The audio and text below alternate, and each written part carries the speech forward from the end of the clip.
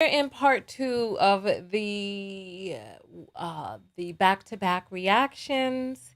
We had to take a little din-din break, and then after my little din-din, I sat down and was just, I'm one of those type of people that I can nap anywhere. And I just caught me a quick little refresher to just come back in and jump into today's the second part of the topic. So I'm just waiting for the link to populate so that we can go ahead and get here.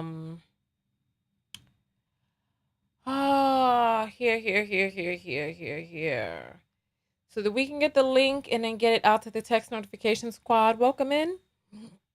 Welcome. I see you all are coming in. That means the link is here. The people behind the scenes in our chat group were waiting for me, and I was there on laying down. Let me jump inside this video real quick and get the link and then get this link out. Welcome in, everyone. Welcome, welcome, welcome. Whew. If you're part of the text notification squad, you're about to get your text. Then we're going to go live on all of these platforms. And then we're going to react to this thing that we see here on the side. And then after that, I'm hoping that we can get a good amount of videos done. I drank some chamomile tea to calm myself. That's probably why the nap happened, as a matter of fact. I drank some chamomile tea and I was just like breathing in and just, it was nice. It was nice. It was like I had a nice little refresher. It was good. It was good. I feel good. I feel good. All right. So where are we now in terms of, all right. Let me just type "we're back" and then just put the link in here. Let me just put the link in here. Just "we're back" and just get the link. And then just do hashtag TKO text squad. All right, we're back. Let me make sure there's an apostrophe in the "we're" so it's not "we're back." Well, some people do speak that way. We're back. We're back. All right, so TKO text squad. Let me send this out. Send now. All right. Let me just, let me just put part two. We're back, part two. Let me just do part two. Part two. All right. So that way, when people get the text notification later. All right. And then let me get the free notifications out. Let's see. Here. There we go. And then TKO text squad, we're back. And then push that there and send through. Perfect. Oh my goodness gracious me, oh my. Goodness gracious me, oh my. I did switch up the lipstick a little bit. I put a little bit of mauve in the middle. This color is not in the pack. But I'm looking at it right here because it's a red lip pack. And so, but this mauve is nice, but let's go ahead and get live on these other channels. Because we have a lot of videos to react to. There goes the text notification right there. All right, let's go ahead and get our music on. Oh, this is so loud. Give me 1 second. I got to fix the volume on this real quick. Where's my music? All right, there's the music. All right, there we go. Ooh. What's this on my screen? Where's my picture that I had up? Oh my Lord, I done lost my thing. I have to come back to it. Welcome in, everybody. Listen, like I told you, I just woke up from a nap, so I'm trying to get it all together. I look so sultry. If I was born years ago, I might have been born in the 40s, y'all. 1940s.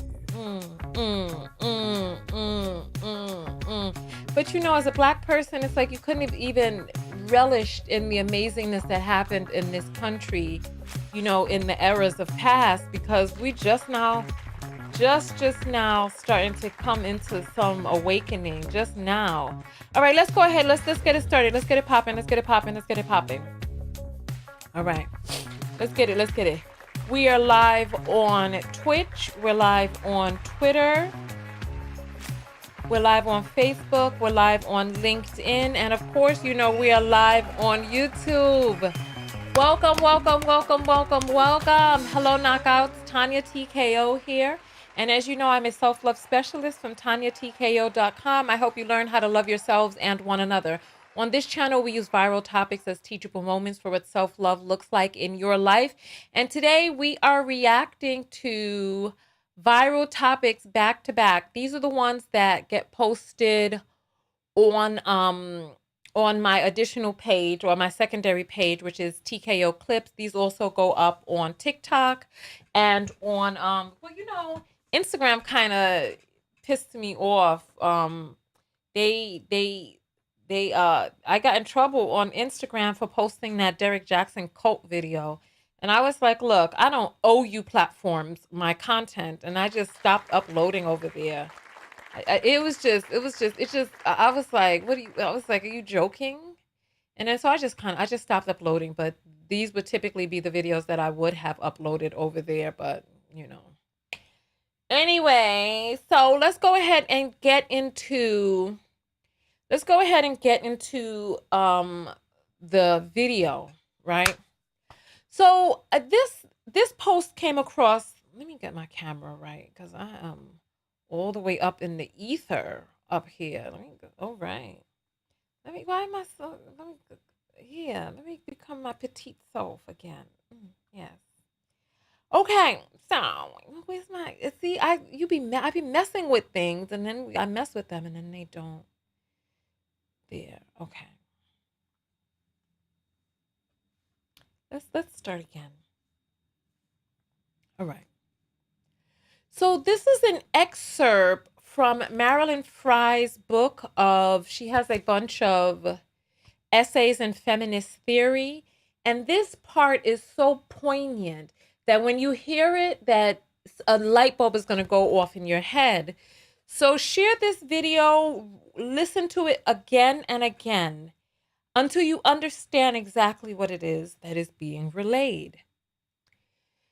To say that straight men are heterosexual is only to say that they engage in sex, i.e. effing, exclusively with the other sex, i.e. women. All or most of all that which pertains to love, straight men reserve exclusively for other men. The people whom they admire, respect, adore, revere, honor, whom they imitate, idolize, and form profound attachments to, whom they are willing to teach, and from whom they are willing to learn, and whose respect, admiration, recognition, honor, reverence, and love they desire. Those are overwhelmingly other men. In their relations with women, what passes for respect is kindness, generosity, or paternalism. What passes for honor is removal of the pedestal. From women, they want devotion, service, and sex. Heterosexual male culture is homoerotic in its man-loving. Now, we already talked about how men are homosocial, and you are but a pawn used for the fodder of other men's approval from other men. They use you to be able to kind of showcase like a car or a jacket or a piece in a game or a puzzle, and we keep talking about, and we've been coming to these epiphanies about how men don't really view you as human. And what is more evident in that than the ways that they regard you like a used car, whose miles have run up, how they trade you in for a newer model, how they don't really care about your personality. They really they really spend a lot of time looking at your looks and the external. And, we're not talking about all men, but we're talking about a consortium of men that have created the cultures in which we live in our various patriarchies. And we see a lot of this culminating online with the way these men get on microphones and they start talking about how now, over the age of 25, look, your prefrontal cortex isn't even fully developed until the age of 25. And now they're saying that you're used up and that you've hit the wall. And you know what? As a matter of fact, no, I'm not going to play it in this video. I'm not going to play it because Kevin Kitten Heel Samuels had a clip from one of his videos where he was like, oh, if you're over 30, put yourself on discount. If you're over 40, this thing. And then he was like, if you're over 50, just put yourself in the Goodwill or something along those lines. And it was very strange because Kitten Heels kicked the bucket in 51, I believe he was. He had already run out of all of his miles. But they spend all of this time talking about you as if you're some sort of inanimate object. To them, they don't understand that you have goals and dreams and you have a life path that has nothing to do with any man. So obsessed with you are they that they dedicate all of these podcasts and books and recordings and seminars and lessons on how to be able to trade you among other men, how to be able to get the best looking one. And we've been going over many videos on this. We've been going over many videos on my page. You can check some of the shorter clips on TikTok or on my Facebook or Instagram and see the snippets of how the hospice care nurse, how she informed us that studies were done that you are, 6 times more likely to be left when you are ill or dying than the other way around. That women stay there with their men wiping their asses until they can't anymore, until they are physically unable. But the moment you get your diagnosis, by that afternoon, he's sleeping with someone else. Why? Because you were marry-a-maid. Why? Because you were something to be used. You're a commodity. You're something that they like they trade on the market, like the dividends market. Like I think they call commodities like pork barrels. It's like they don't, by and large, far too many men just don't see you for your uniqueness as a woman. They don't understand that your life doesn't begin and end with them. It kind of reminds me of when my sister and I, in our 20s, we were in New Orleans going on a street tour. Now, let me get my fan so we can tell the story the right way, right? Okay. So, me and my sister, we were in New Orleans on a street tour. Oh, we were looking around at all the old houses and the big columns on the steps and the white porches and all of that. And our tour guide was telling the group about the good old days. How life was so simple and so easy, right? How things were so carefree, the afternoons on the porch with the mint julep, I tell ya. They had y'all sip your mint julep, and she told us if we could only imagine back in those good old days. And my sister and I are looking at it. First of all, it was hot as swamp balls in New Orleans, right? And we were looking at each other during this tour because we really thought we were going to see some real history, not some his story and some her story, right?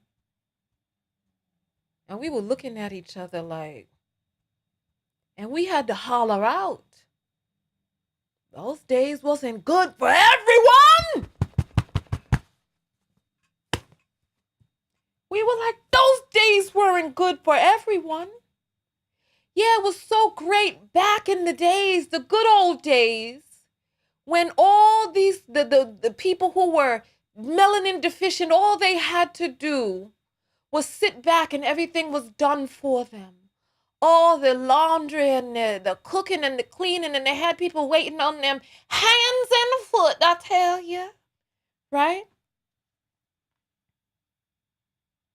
And many of these men are living in a time past where they keep thinking about the quote unquote good old days when all they had to do was just sit back and let you wait on them hand and foot. You weren't a person to them. You aren't even today.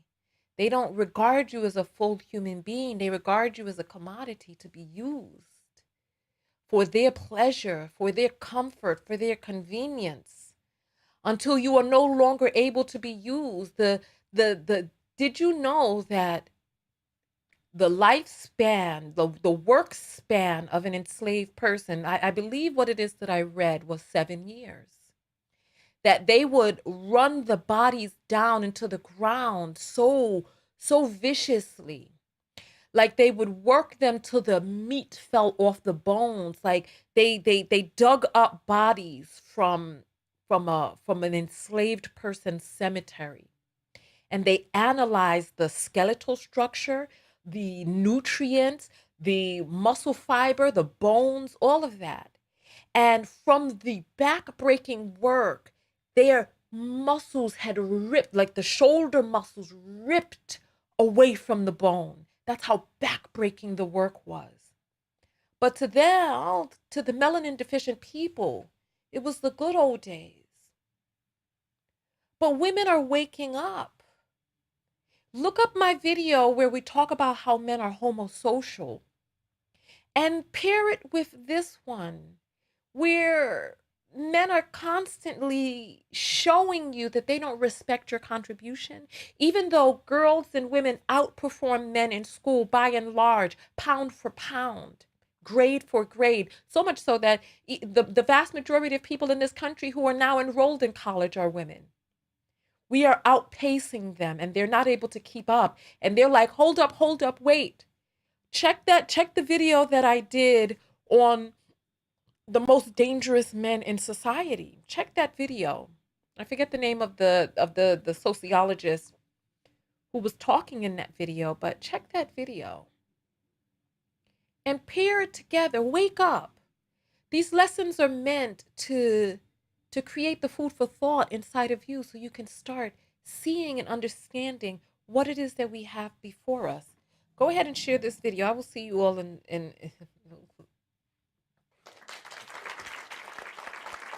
I forgot that this was not a full video. We're just doing back to back. All right. Let's go ahead and get the next video up. I thought that was okay. What did you think of that clip right there that we just did? So let's see what is next up on our list. Oh, yes, this one right here. This video is so deep. I can't wait for you all to see this. This video is so deep. He talks about how men they just don't really know how to love. It's such a deep video. I need you to hear every single thing that he says, because he sums up some thoughts and ideas that I had that I really did not know how to articulate. So let's get this.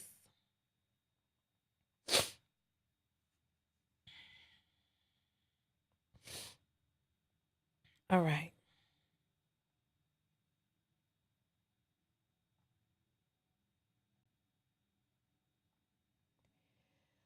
All right, let's see.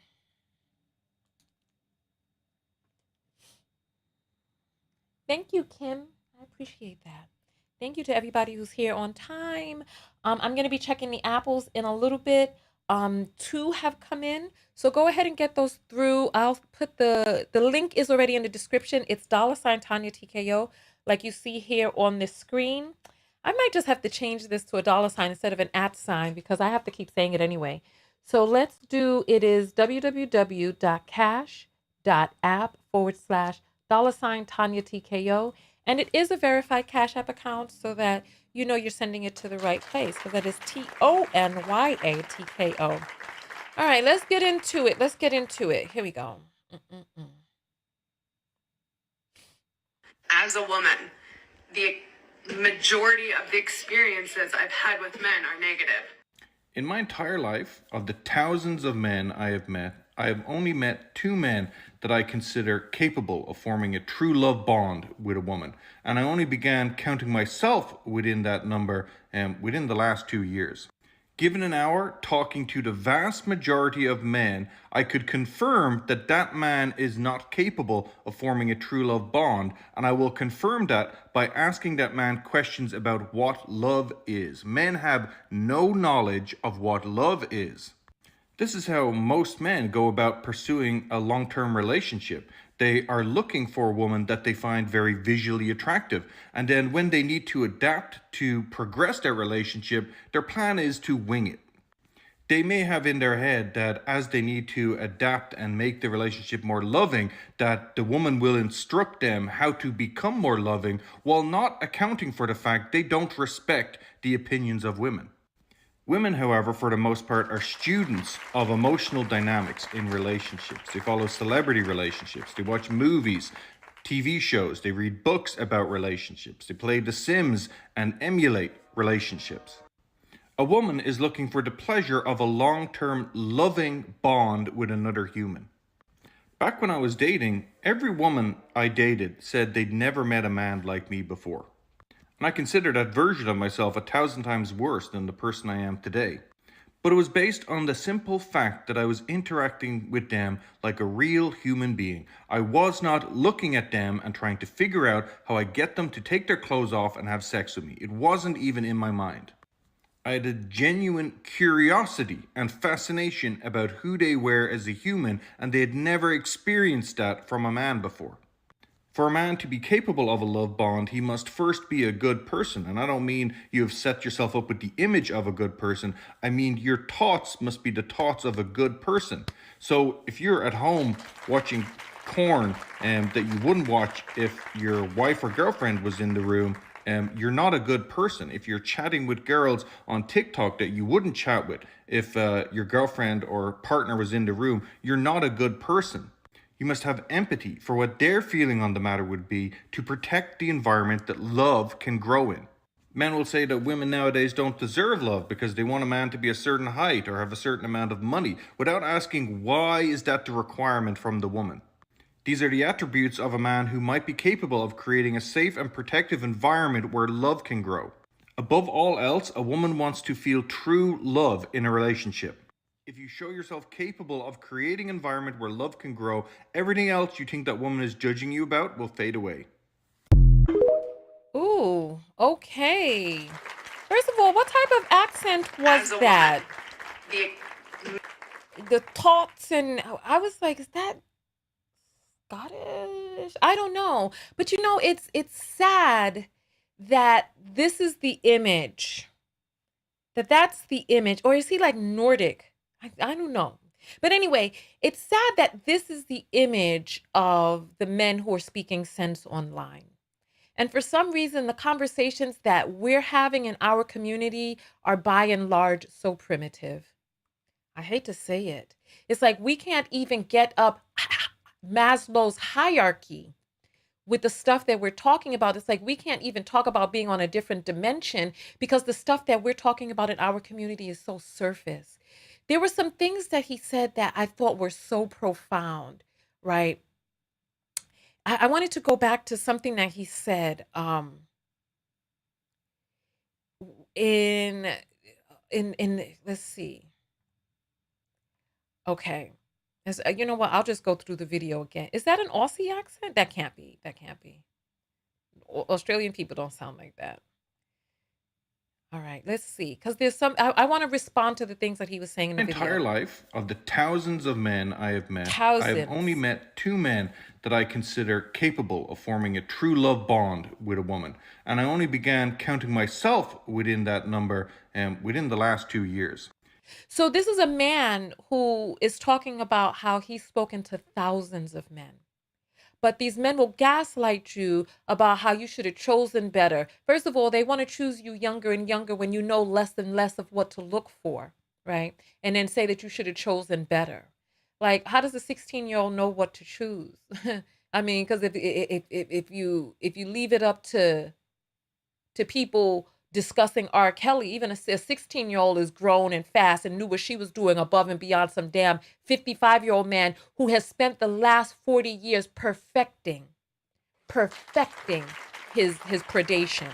But nonetheless, Given an hour talking to the vast majority of men, I could confirm that that man is not capable of forming a true love bond, and I will confirm that by asking that man questions about what love is. Men have no knowledge of what love is.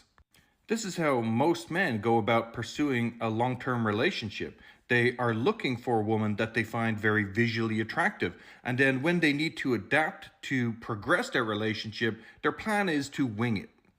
They may have in their head that as they need to adapt and make the relationship more loving, that the woman will instruct them how to become more loving while not accounting for the fact they don't respect the opinions of women. so this is the part that I wanted to highlight. The conundrum. And men live in this area of the conundrum, the virgin whore dictomy, the she's going to teach me and show me, but I don't respect her opinion. I want you to hear that part again, because instead of working on themselves, instead of working on the relationships that they have with human beings, instead of them regarding women as human beings, how many times have you heard men say, listen, if a man tells you, right, that he's not interested in knowing you, if he's not attracted to you or want to sleep with you, that he has enough female friends and run. Just please, just don't ask any questions. Don't tell him he needs more. Don't run. Take my word for it. Run. Just run. That person is in a space where he doesn't see you as a person. You're a commodity. He's been listening to these men online. He sees your value we're in these meat suits. And those who are over 30, that you start to see little things shift, little crinkles in the eyes, little wrinkles on the neck, and you start to know and understand, oh, this body isn't going to last forever. If you're 50, 60, 70 and things start to pull away and and the body's different and muscles don't grow like they used to, you're like, oh yeah, all of that stuff that we spent all of this time, look, we're all going to age if we're lucky. But these men are acting like they live in a world where you're a tradable commodity, where your aging is a deterioration of your worth, that your experience and wisdom and your they're constantly saying they don't care about your job, they don't care how many languages you speak, they don't care where you've traveled, they don't care how you have cultivated yourself as a person. It's like, what that mouth do?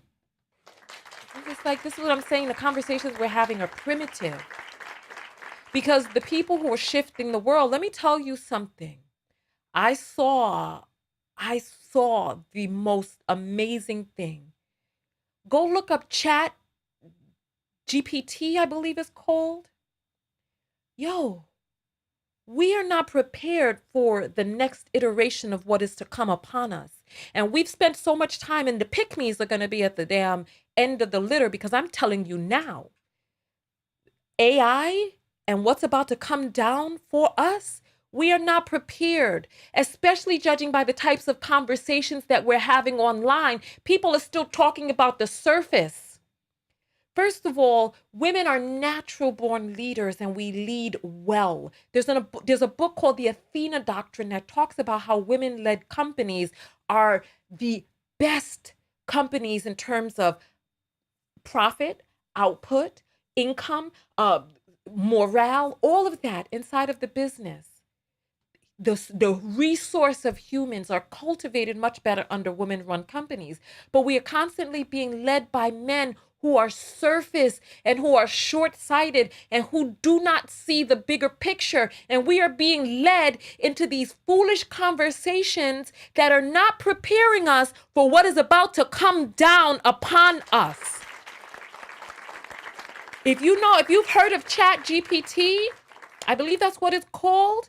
Listen, they are going to knock speech writers. They're going to knock web content. They're going to knock a lot of jobs just right out of the box. And some of us have gotten these AI pictures done of ourselves, and they have AIs that can match tone for tone a person's voice and their speech patterns. They got AIs that can match facial expressions. A lot of the things that we do, listen, I can guarantee you there's going to be a vlogger who is going to be completely AI, a fabrication, not even real. And they're going to be cranking out this AI doesn't need to sleep. The AI got research already encoded into it, and it can crank out the types of content that these platforms like. I'm telling you, I don't know the full scope. I think it's Chat. Look it up, because put Chat GPT and AI. It's either Chat GPT or CPT, but it's coming, and we ain't ready. And the men we're calling our so-called leaders, they're trying to get back into the damn 1950s and the ways that things used to be when women were wearing aprons and had to do their hair while their husbands were at work and had to wear makeup to bed and everything they're trying to get back to a former time that is gone. They're not cultivating themselves as They're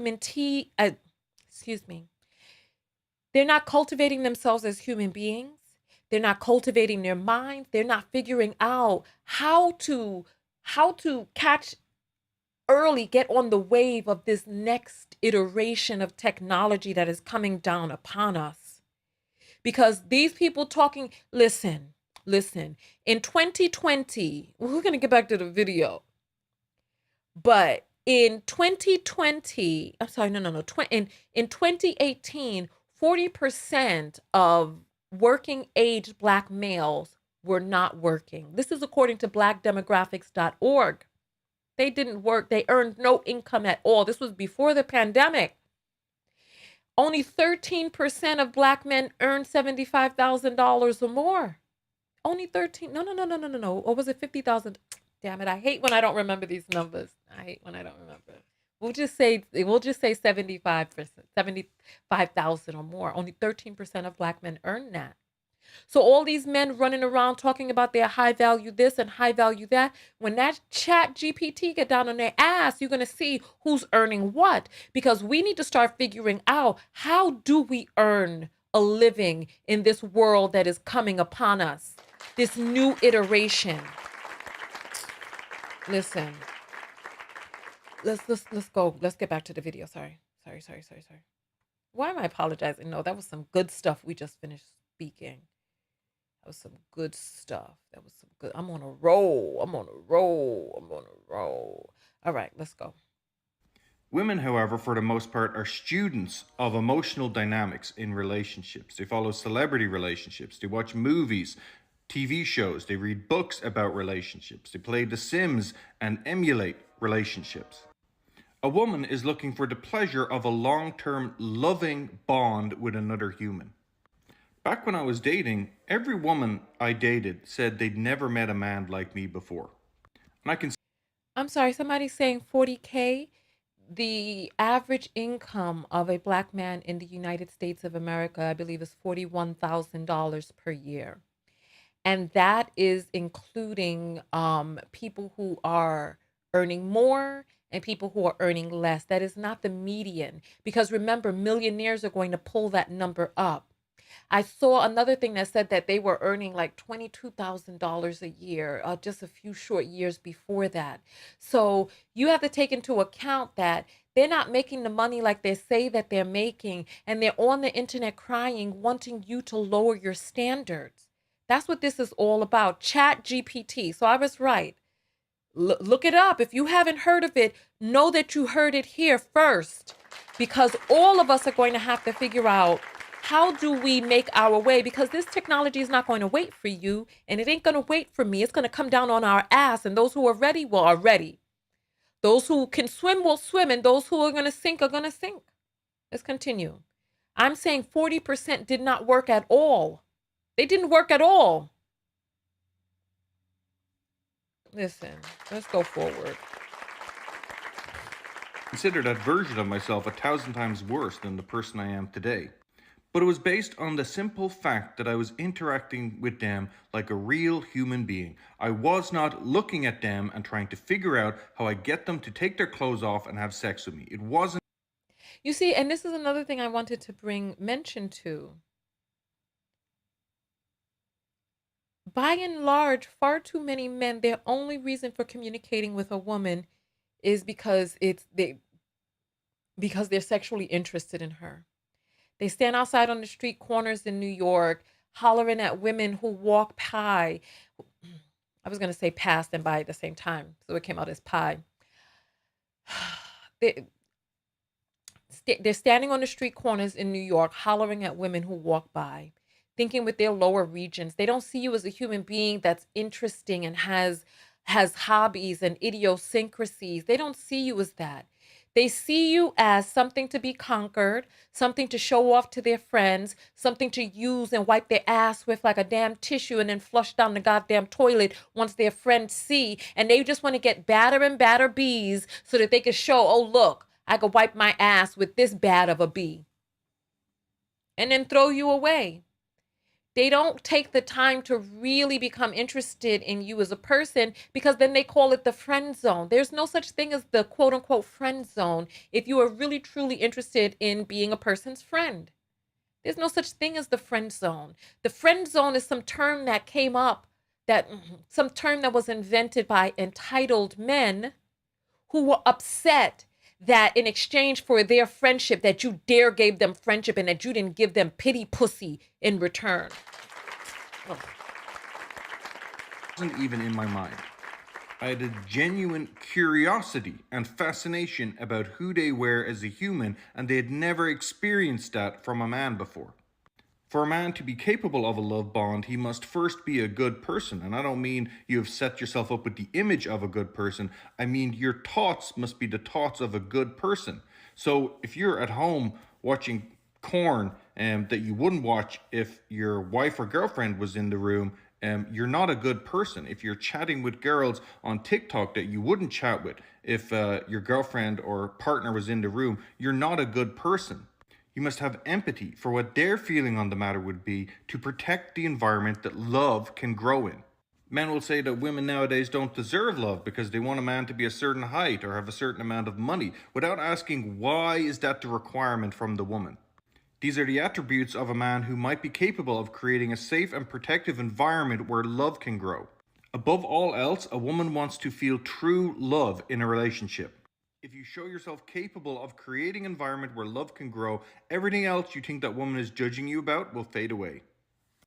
And that's the thing, it's like it doesn't matter what it is that he wants or what reason he'll leave a woman, right? Men just, that last part just really hit for me, because it's like they want you to have no requirements. The only requirement is that he wants you.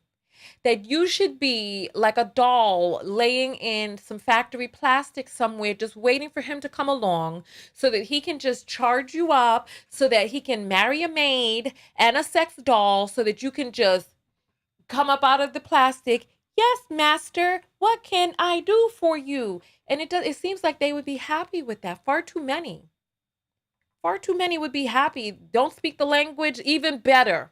Because now he don't got to talk to you. He don't got to hear what's on your mind. He could just squeeze your titties.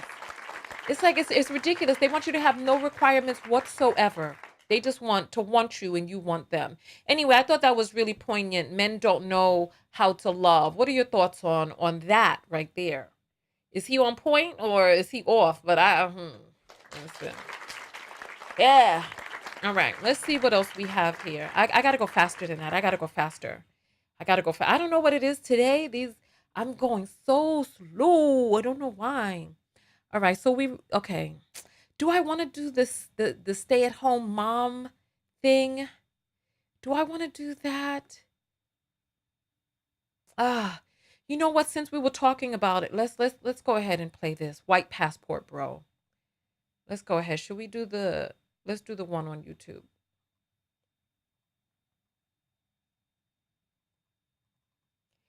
Let's do this one. And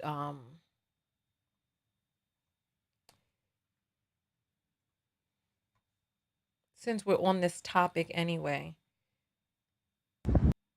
All right. I want you all to see this right here because this guy, I just want you to see where their head is at. And this is an old timer. This is not a young cat. This is an old timer. He should know better than this. But this is this. You see, so they're talking to other men. It's like you're just, yeah, here. Here. I just want you to see this here. Here. Passport bros, you guys want to hear a success story? Look what I pulled from the old country. Right? It's great. She doesn't even speak English, so I don't have to listen to her. Passport bros, you guys want to hear a success story? Look what I pulled from the old country. Right? It's great. She doesn't even speak English, so I don't have to listen to her. Right. So you hear him. Passport bros. They don't care about having a conversation with you. It's like they just want to climax. Not only that, they want to do more than just climax. They want to be able to show off to other men how much they've climaxed, who they've climaxed in, whether they've climaxed in the best looking one. You don't speak English, even better. Why would I want to have a conversation with you? I just want the goods. I just want you this is the success story he's saying. I don't even have to listen to her. Passport bros, check it out. Check what I got. Hey. It's like, come on. They don't care what's on your mind. They don't care who you are as a human being. And the thing is that the natural body parts that you have as a woman is what they use to denigrate you. Like, it's like, yeah, look at the body parts look at the female body parts that she has. Yeah. So now you're in one category or the other with him. And if this is a person who is traveling overseas looking for intercourse, you already know which category he's going towards. But it's like you try to warn these young ladies, but they don't want to hear it. They want to talk about you. You're largely unprotected. They want to disrespect you and all this other stuff. So look, all I can do is just talk to my sisters here and then just let you all be aware of what's going on out there in the world. Those who want to know. Those who don't, listen, after enough tries, you'll find out the hard way. Because if women try to warn you and you try to start attacking the women, what can you do? So now she's with this guy, this old crusty dude, and goodness knows what he's told her, or what somebody told her on his behalf. But look, if this is how she's getting the bag, you know what? Let her go ahead and do her thing. I'm gonna mind my business, but I just wanted, this video is for you all so that you could know. They don't care what you have to say. They don't care what you're talking about. They don't care if you don't speak. They don't care. They don't care. They don't care. All right. That's that. I didn't think that segment was that good. I think I could have did better on that, but what can I do? It's done. It's in the can. All right, let's see what else we have here. So we just reacted to that one. Let me make sure that I get that so that I don't mix it up later since it's not in order. All right, so you know what? Actually, we can go ahead and just go back in order. Let's just go, because since we're talking about passport bros, let's go ahead and show this. Let's show the behind the scenes. Let's show the behind the scenes. There's 2 videos I got to load up for this one.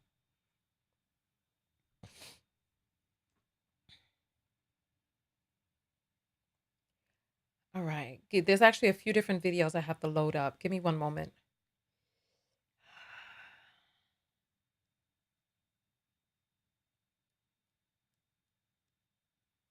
There's another video that I want to grab real quick. Let me just go to my history because I haven't cataloged this one yet. But this is, when did I see this video last? What was the name of this video? What was the name of it? I need to see, damn, I don't remember this guy's name.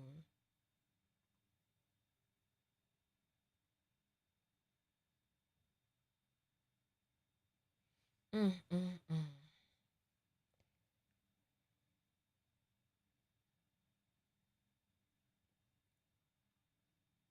I review so many videos during the week that sometimes it's difficult to keep up with all of them. But oh, there's so many videos I want to react to for you all that we have got to react to. What is the name of this? It's from this guy right here. Let me see if I can find it on his page. Let me see if I can find this on his page. Oh, goodness. Oh, he has so many videos. This is going to be almost impossible. Damn it. All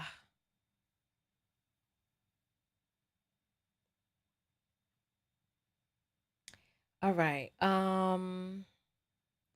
This is the guy right here. I reacted to his video the other day. You know what? Maybe if I search, his name is the Speech Prof. Maybe if I search in my video history, I'll be able to find it a little bit easier because he reacted to this guy's video and I want to play this video where he is. Here it is. Here it is. Here it is. Perfect. I'm glad I found it. All right. This is the video that I want right here because we're going to be talking about stay-at-home moms. We're going to be talking about, so let's just jump into it. So this Asian woman, right? She was on the internet crying because her Black husband, right? Because he went and he got a woman who barely spoke. I don't know if she spoke English. You know what? We're going to talk about it because here's the video right here. Let me just load up the other clips because there's 4 different clips that I want to show you. There's 4 clips I want to show you that are all related. And actually, so there's going to be 5 clips in this one video. And we're going to get into a deep conversation about this because this needs to be spoken about because this is what they have in mind for you. All right. All right, perfect. All right, wonderful. So let's get to this video. This video is hard to watch because she is so emotional because of what it is that she's going through.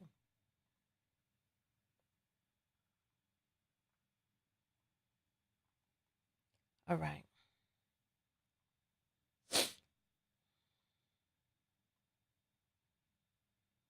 Now, you won't now. Yeah. So they're in an argument because she wants to work and he won't let her work. She's a stay-at-home mom and he's arguing with her that all she does is play on her phone all day. He doesn't think that she's really doing anything. And then we're going to show you what it is that she does in a day. So he doesn't want her to work. He won't give her money for what it is that she wants. And this is the life that they want. This is the life that they have in mind for you. Money come from? Well, you won't now. You won't now. And now you know why. Because you. No, because you won't let me work. So I spend your money and that's your problem. Ask to put Aliyah's in full-time preschool. You refuse to do that. Full-time preschool. Yes. So I can work, cook and clean, and I get no salary. I get nothing. Cook and clean. You talking.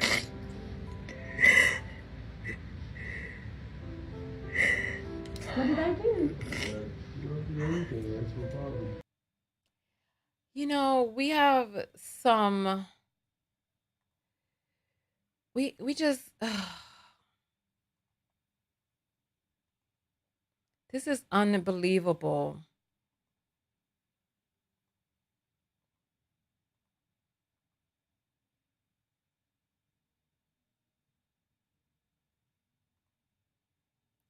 I'm having some technical difficulties.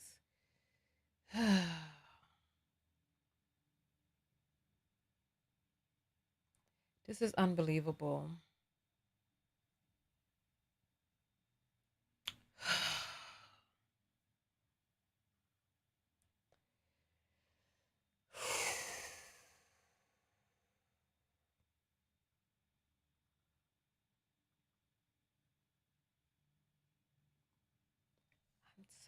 So this is unbelievable. All right. We're gonna have to start that again because of the technical difficulties. So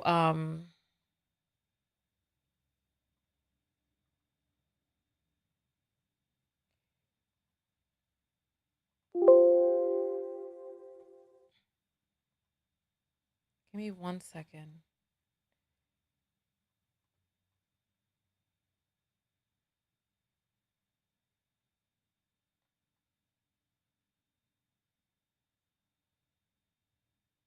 I'm trying to my chat area is here it is. I got it back in. All right. So we're gonna have to start that again. Let's go again. So basically she wants to work and he won't let her work. And so this is the conversation. Where did money come from? Well, you won't now. You won't now. And now you know why.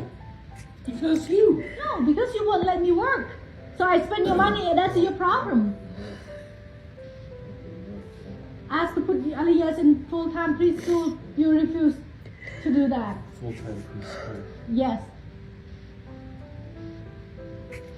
So I can work, cook and clean, and I get no salary. I get nothing.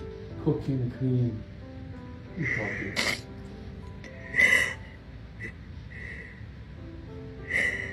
What did I do? You don't do anything. That's your problem.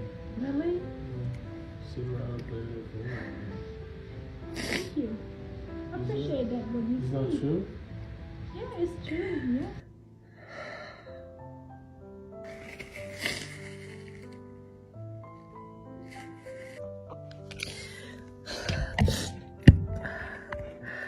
About since married for almost 8 years. I haven't cooked. See this? It's the oil when splashing on your hands. You know, when you cook a lot and I get oil that's splashing on my chest. I remember this one is like I fry something and it's pop and the oil just like. So he got her in there frying all this damn chicken and stuff. The oil is popping on her. She in a hot ass damn kitchen. This is too much. Part of cooking. So since then I start to wear the aprons or wear long sleeve to cook. Like get burned, some cut, you know, on your little finger and things like that.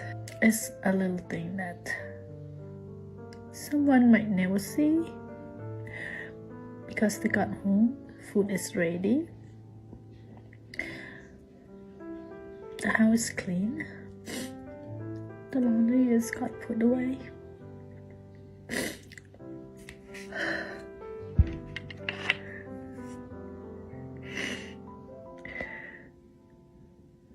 I don't know why I doing this, but I keep home. My son just wake up. Where did money come from? She said my son just woke up and so she jumped off, right? So she has a video where she's showing what it is that she's doing in a day. And you see she has some little biracial babies in the house with her. So this is what she's doing in a day. All day. What you know about All right. So you look, I want you to see from top to bottom.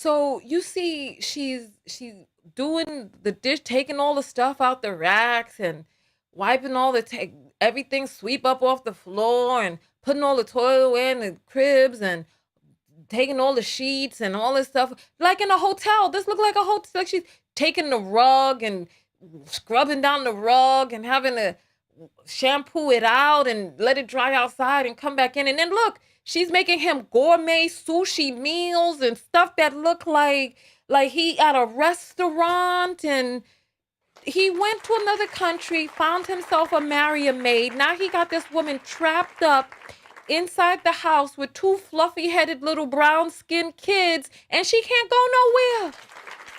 Where's she gonna go now? He's entrapped, saddled her with babies. She was his surrogate. Remember when we did that video about how marriage is slavery for women? She was a surrogate for his children, a maid in the house, sex slave, a personal chef. Look at, this is exactly what Princella was talking about. Princella the Queen Maker, this is what she was talking about. Look at the meals that she's rolling it up with the sushi wrapper and everything. Look at, she's laying it out for him on the plates and oh my gosh, there's 3 kids there. 1, 2, 3. Oh my Lord. 3 kids in 8 years. Or is that her in the middle? I can't even tell. Maybe that's her in the middle and there's 2 kids. It's just, so she can't, he won't give her money to spend unless he approves it. She has to get money from him whenever she needs it. He's arguing with her about not wanting to give her money. She ain't going outside and she's trapped in there. And this is the glamorous life they're talking about. She doesn't have equal power. She doesn't have equal say. She's a married maid. She's a married maid. Look, it's just this laid out on restaurant. And so, yeah, so the house is nice, right? You know, she had some other videos, right? So you can see, like, she gets a chance to go out, but it's like everything with his approval and permission. They think that they're going to come over to this country and be living the high life and all this other stuff. But once you get those little fluffy-headed kids, where you going to go? With your kafayalak kids, you can't go back home.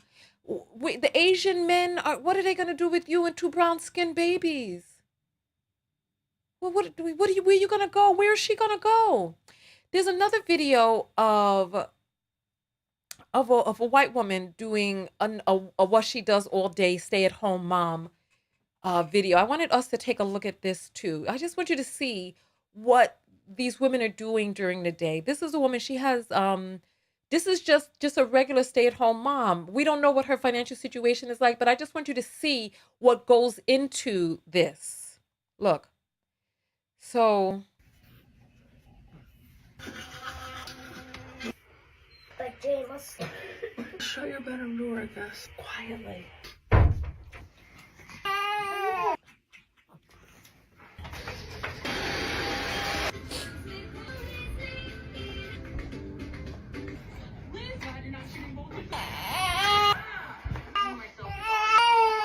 Girls hungry? I didn't. Doing? What happened? My feet are high. Why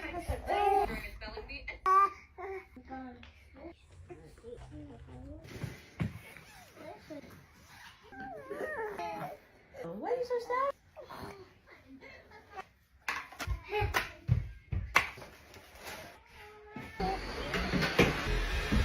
I love you. Love you. Bye.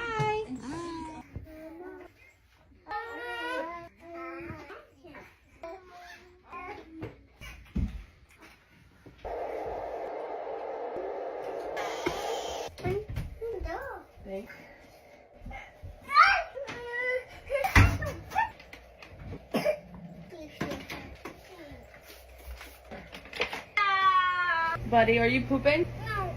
Mama,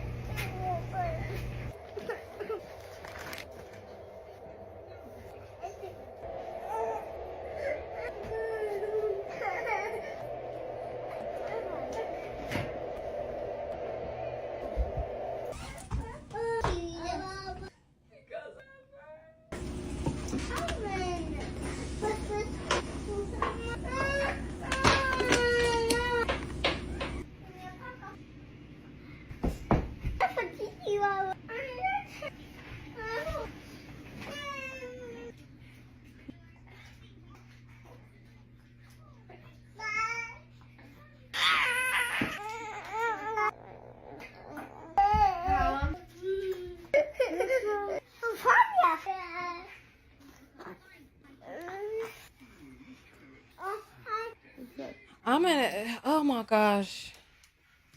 I'm already tired. Good night, buddy. I love you. And a dog too? I guess the dog just do its own thing.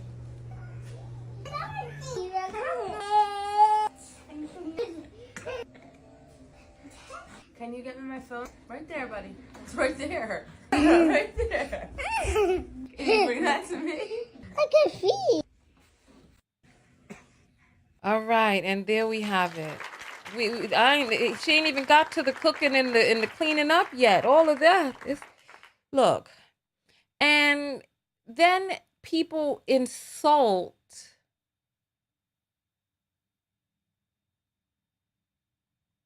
And then people insult. Remember, and then people insult these women by pretending as if they really like is. Look here. Take a listen to this man. Take a listen to him. Oh, it's not even privilege for you. here. So hold on. This.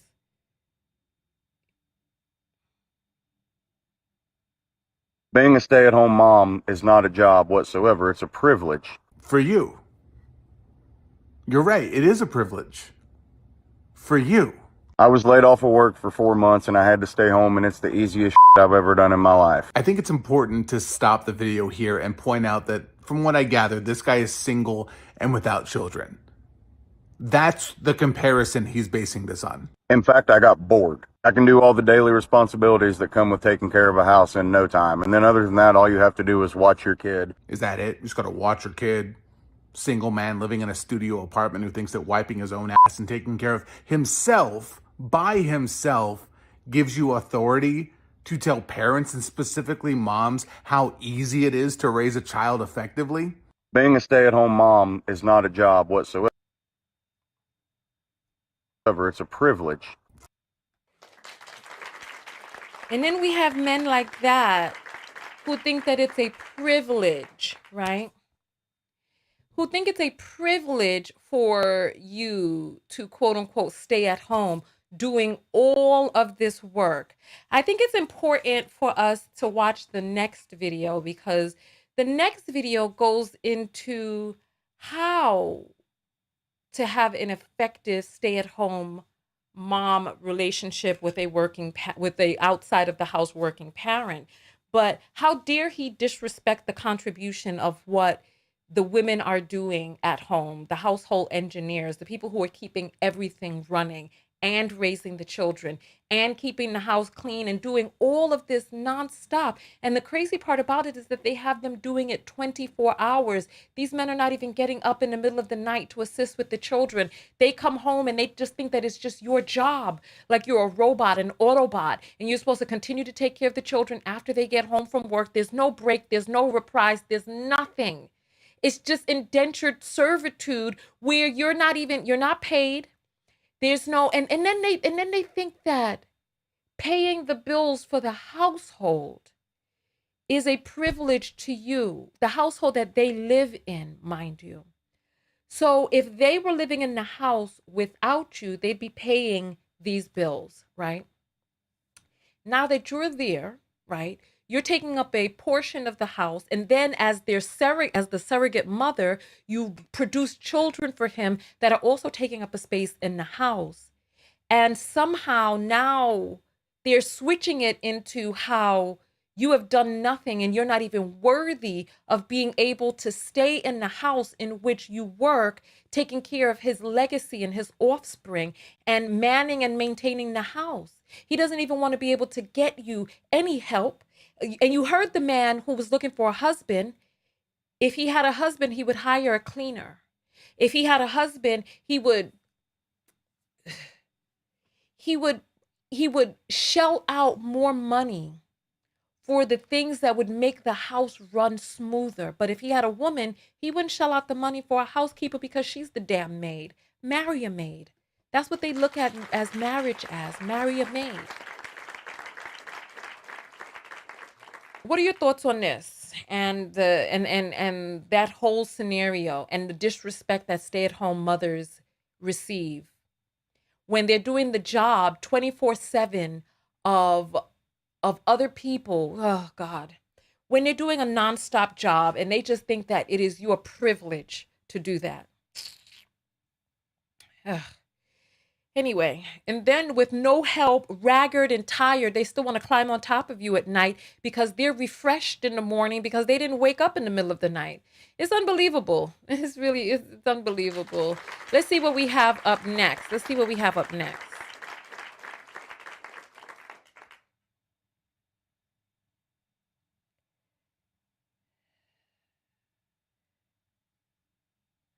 All right, let's see. A few of these we have, so we knocked out a bunch of those in this video. So we might as well just go ahead and we'll just go in order because I don't want to skip around. I want to show you all this video right here, right?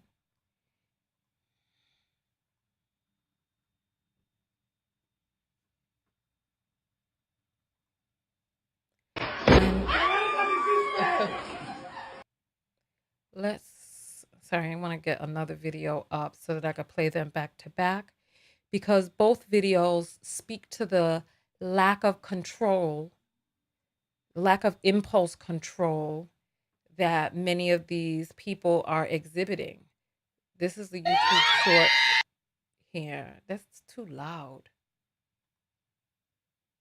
And this is the TikTok. So here, let's get,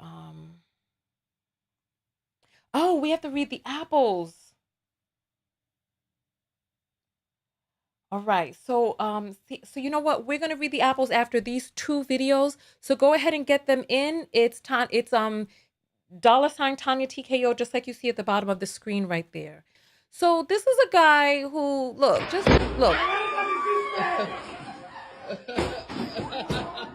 But a woman can't be president because the moment her Aunt Flo shows up, she'll put the whole country at war, right? Oh, okay.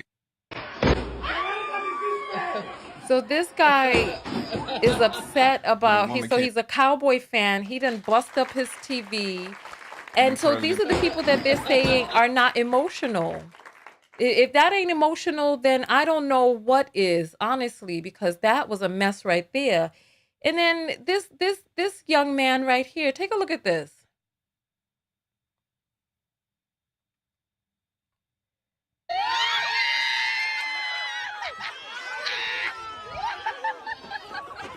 So this boy, he starts slapping up his sister, and look, he's beating down the cake. This is too much. It's too loud too. So look, he's slapping up his sister because she pushed his face in the cake. So then he starts trying to push the cake off the table. He starts beating the cake and ripping it apart. And you know what? People are laughing now because he's young. But where is he going to be 10 years from now? Who is he going to be punching and slapping up then? I don't think that this is cute. And I think that this needs to be nipped in the bud. This boy is having an inability to regulate his emotions. And there are far too many men. And it's like we're not paying attention to what is being shown to us in society. We are constantly being shown that they do not have the capability to be able to regulate their emotions, that they're highly emotional, highly excitable, that they are violent and combustible. And we need to start having these conversations because they don't stay little for long. They don't stay little for long. And look at him, he's jumping up and down, crying, and then he starts slapping her and beating her in the face, and people are laughing. This is not funny. This needs to be nipped in the bud right here and now. Was what she did right? No, of course he was probably upset. Of course. But this, and then trying to destroy the cake. And so what are you going to do? So, okay, so your face went into the cake. So now no more cake for anyone? No more, nobody have cake at the party? Now you done beat the cake up? It's like, yeah. And look, and I understand he's a boy, but boys turn into men. All right, I thought that went by pretty quickly, so I'm glad about that. Let's get the next videos up on the block. So we actually did these breaking the TV, the white passport bro. We got those. So let's move. We're going quickly. We might hit our quota. Oh, this is a video a lot of you sent me this week.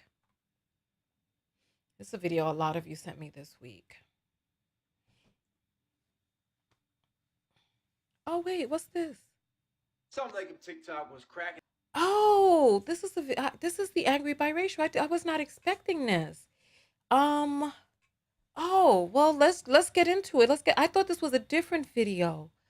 Hold on. Let's get into it. We here now, right? We're here now.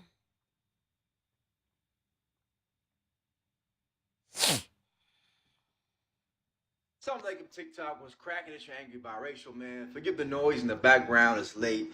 Well, not that late, but my kids just ate dinner and they loud. They getting ready for bed, because it's school night. But I want to talk about something. Everyone knows I'm biracial. My name is Angry Biracial. I talk about being biracial all the time. I'm half black and half Arab. But being a biracial man, the vast majority of the hate that I've gotten over the years has been from black men. Let me turn the light on. Is that better?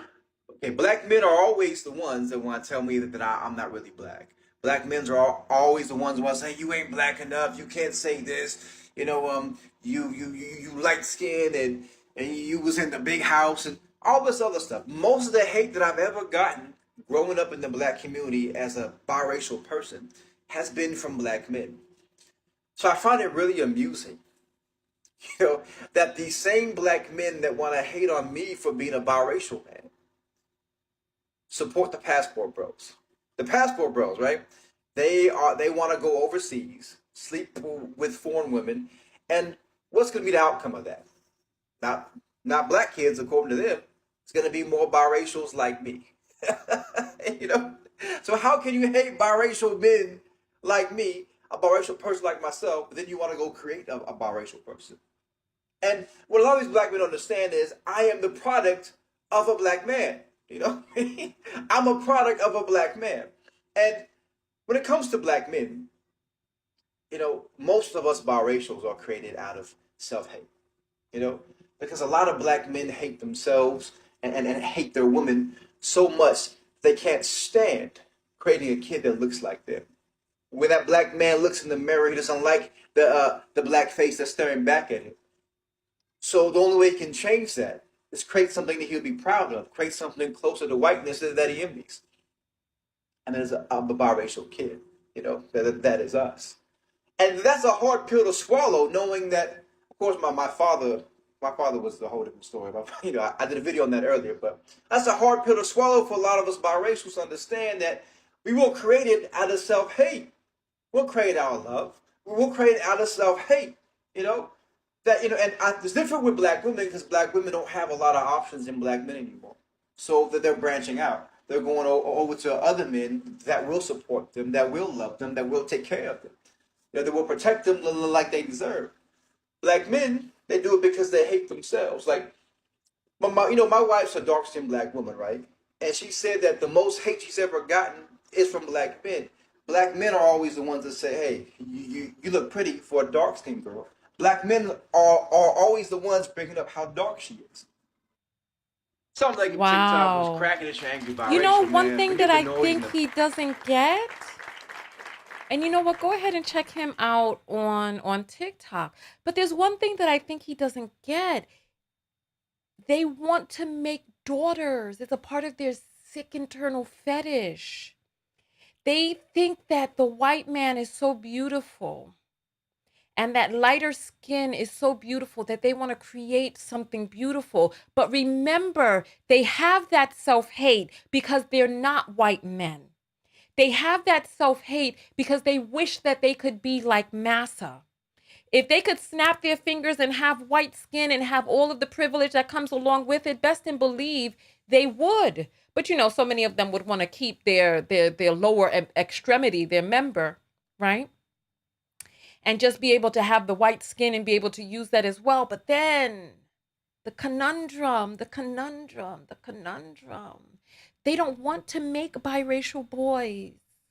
You saw the hoopla that they did when all of these biracial boys were, listen, you know what? As a matter of fact, I'm going to make sure that I find that right now since we're talking about it, because somebody sent it to me, the biracial boys of the NBA. Black men were angry at all of the biracial, because, hold on, I'm going to grab it. Give me 1 second, because I have it. Give me 1 second. I said we were going to check the apples. My goodness, I'm on a roll. Give me 1 second.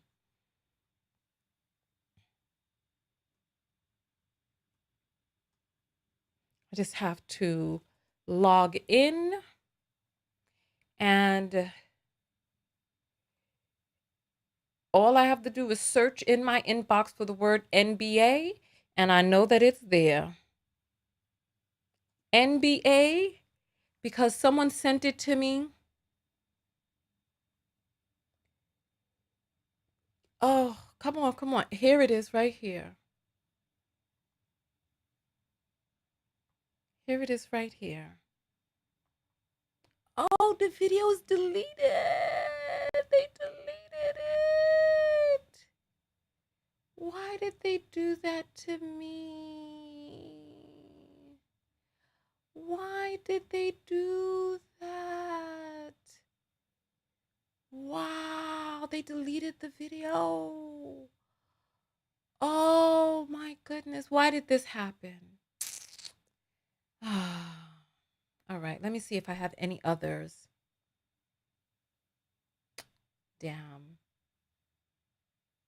You know what? TikTok is one of the worst platforms for Black conversations. We really need another platform. Damn it. Let me see if I can do a Google search real quick. Let's see. Black men biracial NBA draft. All right, here's a video.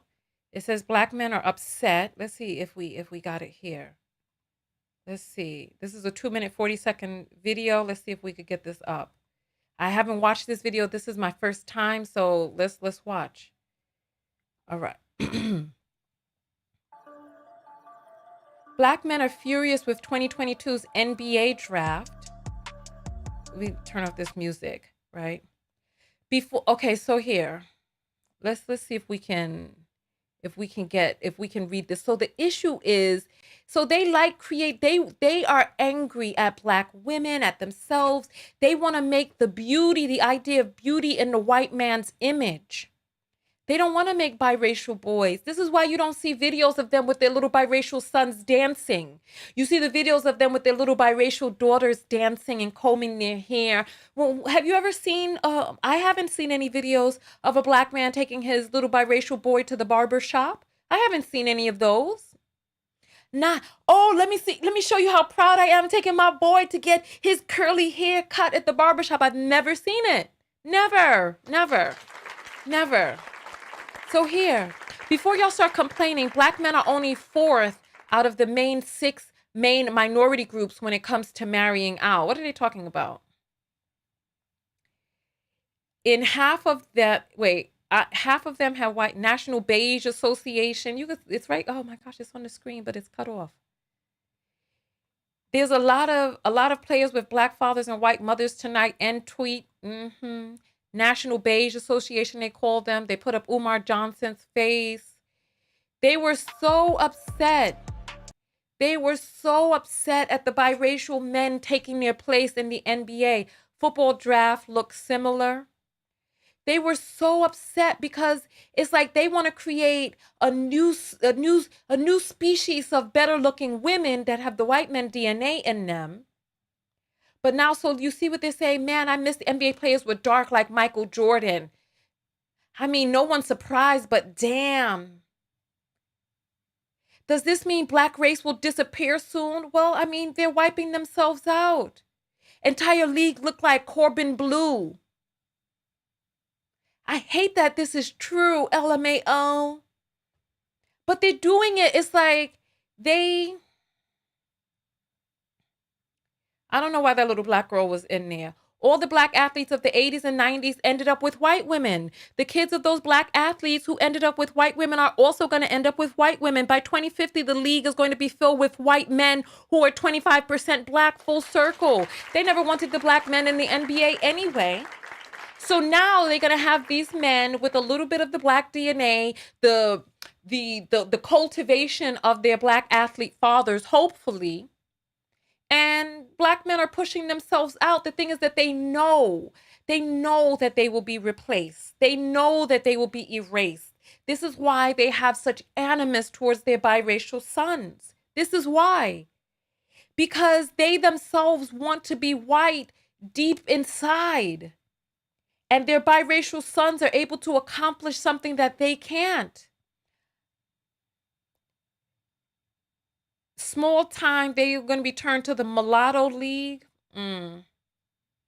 Listen, these are the guys that they're creating with their self-hate.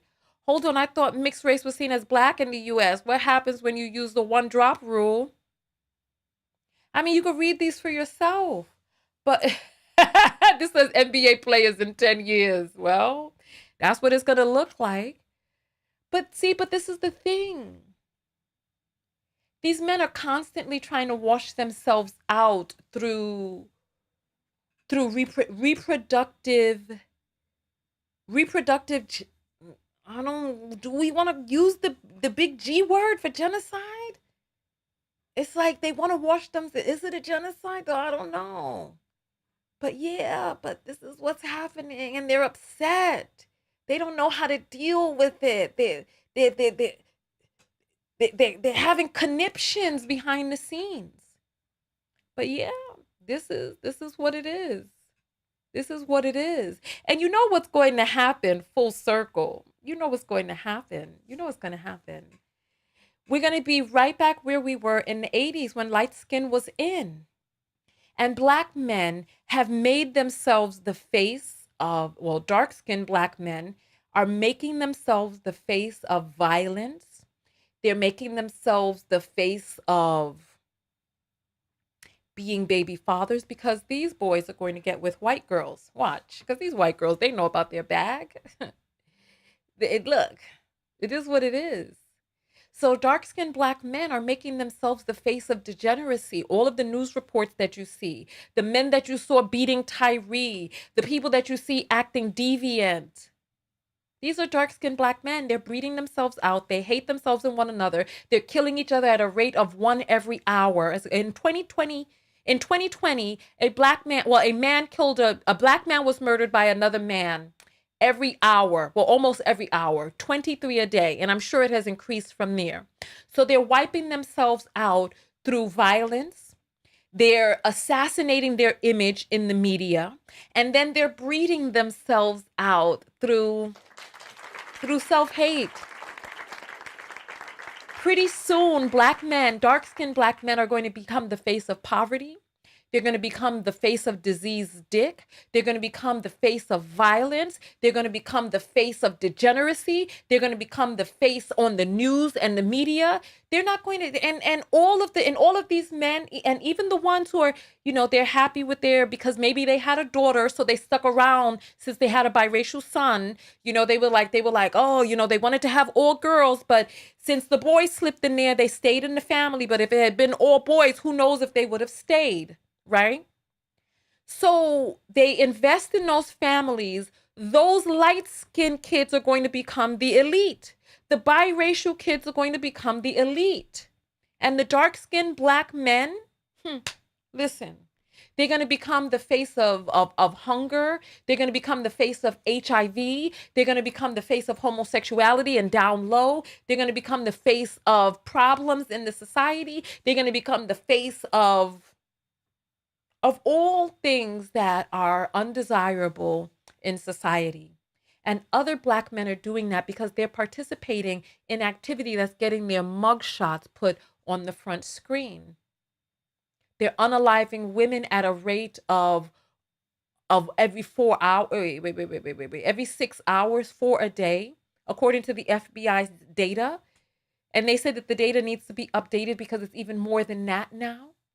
So yeah, this is what they're doing to themselves. So the angry biracial, that's the part that he doesn't get. That they don't want the biracial boys. They don't want them. They don't want the biracial boys. They want the little daughters because that's what they find attractive. They're like, oh, I'm going to make a preference. They find that attractive. And that right there is creepy in and of itself. They don't see the beauty in themselves. They see the beauty in having just a little small portion of a little tiny bit of black in there. Oh, listen. One of my knockouts sent me something in the group behind the scenes, right? I'm going to show it to you all real quick, right? I'm going to show it to you all real quick so that you can see what they're gearing themselves up for, so that you can see. This is it right here. What do you see in this photo right here? You see a black man holding a little white child, right? So you'll probably be like, oh, well, maybe he adopted her, or oh, maybe something. But no. Scroll down to the bottom. You see what that says down there? You see? Hold on. Let me make it larger so you can see. My first grandbaby, my little princess.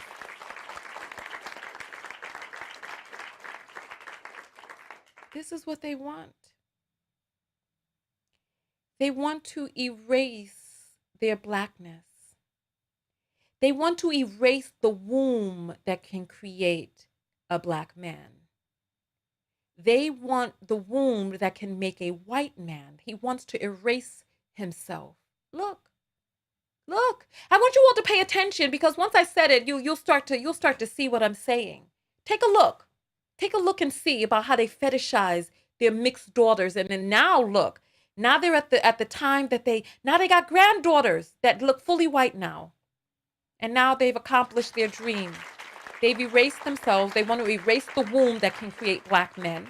They want to be able to have, because look, it is through the Nubian womb holder that Nubian people are created. We are the blueprint. We are the Eve gene carriers. We are the pinnacle. We can create any other, but no other can create us. And so as they continue to wash themselves out, this is their future. This is what they want. This is what they want. That's what they want. So now he's a grandfather of a child who looks white. Now he's happy. You see him with his big old teeth smiling away. Yeah. All right. So that segment went a little long, but let's see. The segment went a little long, but I hope, but we're moving through the list. We're moving through. Let's see. Oh, this one is a funny one. Let's take a look at this.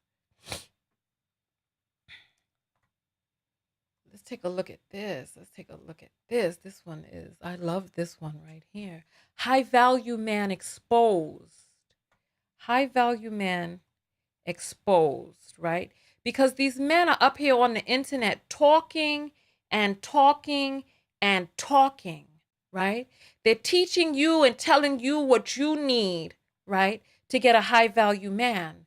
So here, let's take a listen. You want to hear the recipe? Because we know that Kevin Samuels had roommates and he had oil leaking from underneath his car. You saw the expose videos. He had roommates. He wasn't doing well. It was all of us on the internet. Well, not all of us, all of y'all, some of y'all on the internet who was paying him money to bash black women. Start going to the gym. Get your money up. Yeah, get your money up. That's important that you get your money up. And after you get your money up, you start to read books and start to do things that better your life and make you feel better about yourself. No. Listen. I'm not gonna lie. He has got a good few points, yeah? But Charlie, There's something wrong with this one, I'm telling you. You know what I find quite disturbing about this situation? Because you got guys like this always putting women down, claiming they're high value. Cool. Nothing against it. But let me just say something right now. As a big man over the age of 30, you should not be living at your parents' house. You know what? Let the video do the talking. I want you all, please prepare yourself. If you're drinking, put your drink down. If you're eating, put your fork or spoon down. Because what you're about to see is so embarrassing. This was a live video, and he couldn't get it off the internet before somebody grabbed it. And now we have it. Now we have it. I want you to pay attention to what's about to happen. Please. Please. Please, listen. Take the win streak. Let me take. Right. Boy. Let's go. Let's go. We always used to quietness in the house, you know. This come like a torture, mate. Is it that loud? Why you have to come here and come and talk like that? You can't sleep every time you talk and you me hearing them ears. Me? Brethren, you need your own place, man. Remember me tell you that you don't need to come for the body day because you have too much time for your hand to sit down and talk. You understand me? And this is our place where we are paid for. And me like to sleep at night when I come. And if me can't... Hold on. You know what? He's speaking in a deep Jamaican accent. So I will translate what is going on for those of you who don't speak patois. He's on a broadcast with his boy, right? When his father walks in, and his father is like, listen, I like my house to be quiet, but you're doing all this talking. You up late in the night talking, and I need to sleep. And he's like, this is why you need to get your own place. He said, you got too much time on your hands because you ain't doing nothing but talking. And look at his face. Look his face. Look his face. He got caught out there, and his friend is looking at him like, oh my damn, the dust. Look, this is embarrassing. Look. I don't know how you just come in, just come to. Yeah, if I'm phone today, you tell him say, I can't pick you come here. You come in, fine, come here, every time you try to get a nap, get you here. It's not right, man. It's not right at all. You're going to start going to the gym.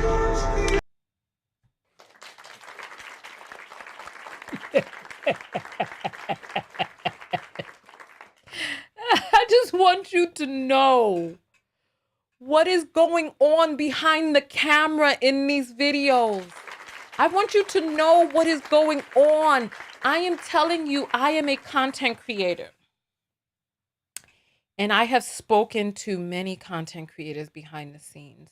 It got to the point where I have even had to tell you all, just don't believe anything that any content creator says, because I have spoken to enough content creators behind the scenes that they are living a completely different life than the ones that they're talking about in front of the camera. They are living their best life. Let me tell you, these men who are up on these podcasts, these men who are sitting on these panels, please understand the numbers are not lying. In 2018, let me pull it up for you because I believe some of you don't believe me. Let me go to Black demographics. Black graphics.org. Oh my goodness. And we need to, oh my Lord have mercy. I must not have typed it right. Let me try it again. Black demo. Okay, let's see. Black demo graphics. Let me just do a Google search for the words put together and see. Is it blackdemographics.com? Okay. Let's go to Black men statistics. Let's look at the statistics for Black men, right? Let's look at the statistics for Black men here. So this is the website right here, right? They give you all of the data. I want you to see. Am I lying? Percent who are in the labor force, 16 to 64, right? Here we go. Here we go. I want you to look and see. Because all other races, right, had men who were working in that demographic, right? It was summertime job or whatever, right? Earnings part-time or other, 22%. This was in 2018, right? What year is this? This was 2018, it says here. Right? Look, no earnings all year, 41%. Do you see that on the screen? 41%. Earn $75,000 or more, 13%. 50 to 74, 20%. So we're talking about almost half did not work at all. No income. Brought in no income compared to other demographics, right? So look, we understand enough, but in the other demographics, the ones who had no earnings all year was 30%, right? And this is for all men, which means that the Black men, Latino men, all of their bring the numbers down on the other end. But what I'm saying is that look at the numbers. A lot of these men on podcasts are not telling the truth. What they're doing is they're trying to get you at a discount, and many women out there giving themselves up at a discount. All right. That was a good segment. It was short and to the point, so I like that.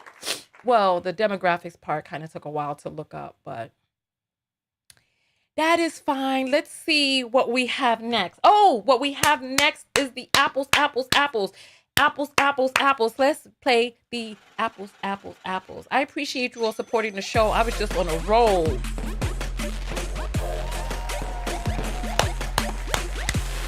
Man. Okay, I was on a roll, you all. Thank you. Thank you, thank you, thank you, thank you. All right, let's read. We got a bunch of apples in. Chanel G says $5 and says, thanks for all the joy you bring. Besides the self-love lessons. Thank you, thank you, thank you, thank you.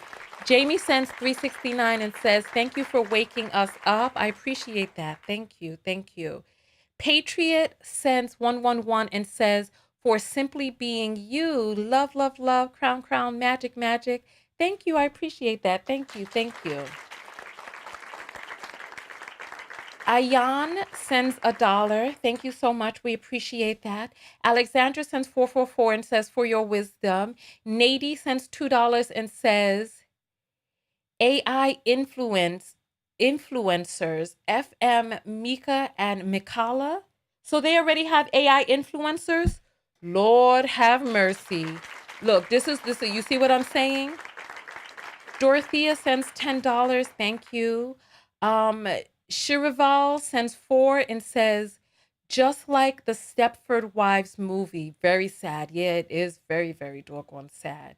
Christine says, the internet gave all these idiot men a microphone. Exactly. Unbelievable. Unbelievable. Alicia says, protect Black women at all costs, enjoying the show. Thank you. I appreciate that. Thank you. Thank you. Thank you.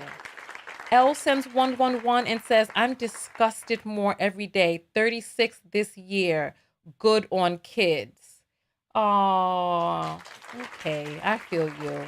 I feel you. I do. I want people to be fruitful and multiply. However, I want you to just vet. I want us to hold these men to task to do better, to do the work internally, to create some shifts. And, you know, if enough of us, I'm not even going to say it. Alethea sends $3 and says, first time. Tonight's lesson is on point. Yes, thank you. You know what? We're going to have to get out of here. It's almost 11 p.m. I didn't realize it was so late.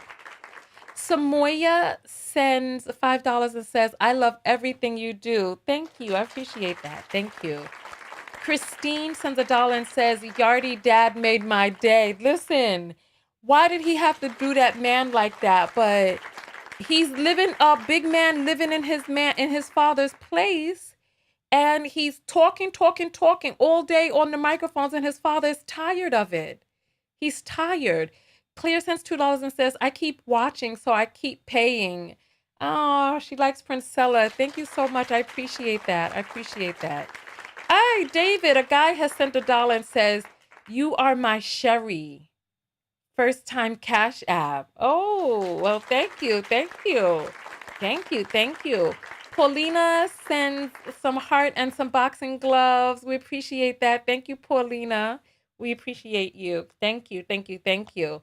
All right. So let's see how many more videos we're going to react to.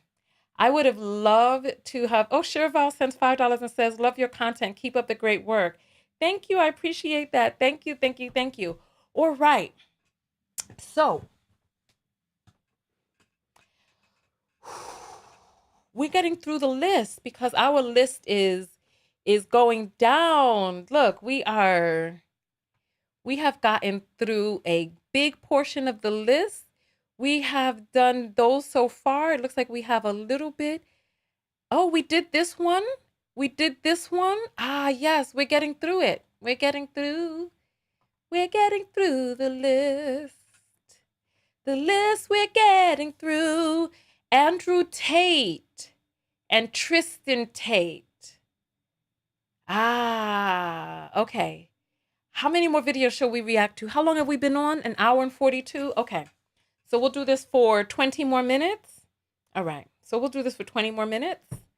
Okay. But I'm still looking good. I had me a little nap. So if I can just continue to get through, there's 800 people on YouTube right now, 80 people on Facebook, and we got our one person on Twitch. If every person on YouTube sent $1, that would really support the broadcast. The Cash App, the description, the name is in the description of this and every video on every platform. And it's also just like my name is spelled right here. TONYA with a $sign in front for the Cash App. Support the show. Support the show. Support the content that supports you. All right. So we have, Black man doesn't want to take care of his mother. Trans woman says they're having menstrual cramps. Trans woman says that they are the real women. Black man says F you and the baby. He'll make another one. Black man tells 13-year-old daughter that a man is the most important thing to have. Okay, so let's look at Andrew Tate. I thought that this video was really compelling. That's why I saved it to the list. I thought this video was really compelling because we've been talking about homosocial bonding, right?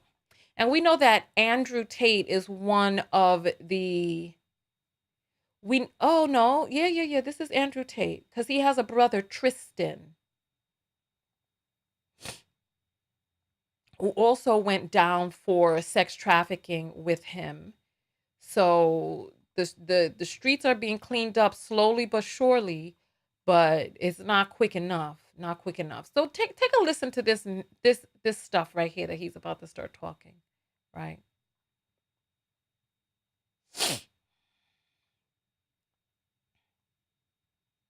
Oh, here. Your health, looking after. Here. Most valuable things are staying in good shape, your health, looking after yourself, the simple things, spending time with people you love, and hanging with your boys. Hanging with your boys is the #1 most interesting activity that's ever going to exist on the planet ever. It's the funnest thing there is to possibly do, to sit around in the room with your guys and talk shit. And that's what you said earlier about we could be in Indiana, just sitting there fucking it up. We can end up broke in the Philippines with $25 in the bank, and we will laugh. What strikes you about what it is that he's saying? Most valuable things are staying in good shape, your health, looking after yourself, the simple things, spending time with people you love, and hanging with your boys. Hanging with your boys is the #1 most interesting activity that's ever going to exist on the planet ever. It's the funnest thing there is to possibly do, to sit around in the room with your guys and talk shit. And that's what you said earlier about we could be in Indiana. So you see, they keep telling you time and time again. And we talked about this in the book, The Politics of Reality, Essays in Feminist Theory by Marilyn Fry. She talks about how men are only heterosexual by, I don't even remember her words, but I don't want to misquote her, so I'll pull it up right here, right? To say that straight men are heterosexual is only to say that they engage in sex, effing, exclusively with the other sex, women. All or most of which pertains to love, most straight men reserve exclusively for other men. You can pause that and read it, because they're telling you, if you are a man who treats the commodity, which is women, the commodity, with any semblance of respect, decency, kindness, they call you a simp. Think about it. And the more they keep calling men simps, the more I realize I want a simp. Because what it is that they're describing for who they are, I don't want that. They're creating this clear-cut line between a man who uses and abuses women, because what is the end goal? They're constantly looking for ways to use and discard you. You are there to massage their feet, bathe their feet, libate their feet, pedicure their feet, cook their food, birth their children, get down on your knees and cater to them, because they're always talking about the ways that a woman caters to her man. They don't even give an F if it's a good man. But have you ever heard one of these podcasts turn around and talk about what a man can do to cater to a woman, a good woman who is there for him, who does all those things for him? Nothing at all. They don't want you to offer one semblance of kindness. It's like they want you to have a pimp hand strong to just weigh down on her like an iron fist. They don't want women to get any kindness. They don't even really like being with women. They keep telling you the best things in life are being with other men. I want a straight male husband so that we can have topless maids and wash our car parts in the dishwasher and live in a filthy house and not care about anniversaries and stuff like that. They want a lowered quality of life with other men sitting around in holy underwear, drinking beers in filth as the world is deteriorated and falling apart around them. Meanwhile, you're their muse and reason for even existing on this earth. You know, listen, there's a video that I wasn't planning on playing because it's an old video of Kevin Samuels, right? And while I was cataloging my videos, I found a video that I never got a chance to react to because I never got a chance to react to this video because I have to do it because we're already doing here.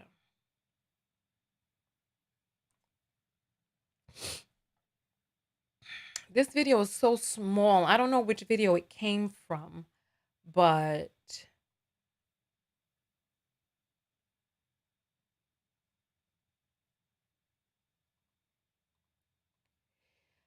all right, here. I just want you to see the train of thought, right? I just want you to see the train of thought real quick because this came to my mind and I wanted you to see this real quick. It's not a deep video. It's not a long video, but it's a telling video. And this is where Kitten Heels was gearing people up. Oh, look, maybe that's the video right there. But I don't click on his stuff. Somebody sent this to me as a screen record. But here, you can see him in the bottom left-hand corner right there. Listen to what it is he's about to say. doing it, man. If women were disappeared, you know what would happen? We would have an abundance because the women that are gone, men wouldn't have to produce for all the men and all the women. All the men would just have to produce for the men. We would have overflow because we wouldn't have to carry you guys anymore. That's the truth. Can you at least acknowledge that? That's simple math. If you guys disappeared like that, the men who are already producing at 80% wouldn't have to produce for 51% of women. That means all the additional water that women were drinking, all the food would still be there. Men would have plenty. Uh-oh. Can you at least give me that? And I have to then do it. is it any surprise that there was a man found in his bed? Is there any surprise that there was a man found in his bed? Seriously, is there any surprise? Because you see what he was gearing them up for. He was gearing them up for the abuse. He was gearing them up he started having them imagining a world with no women, imagining a world where, because women don't produce according to him.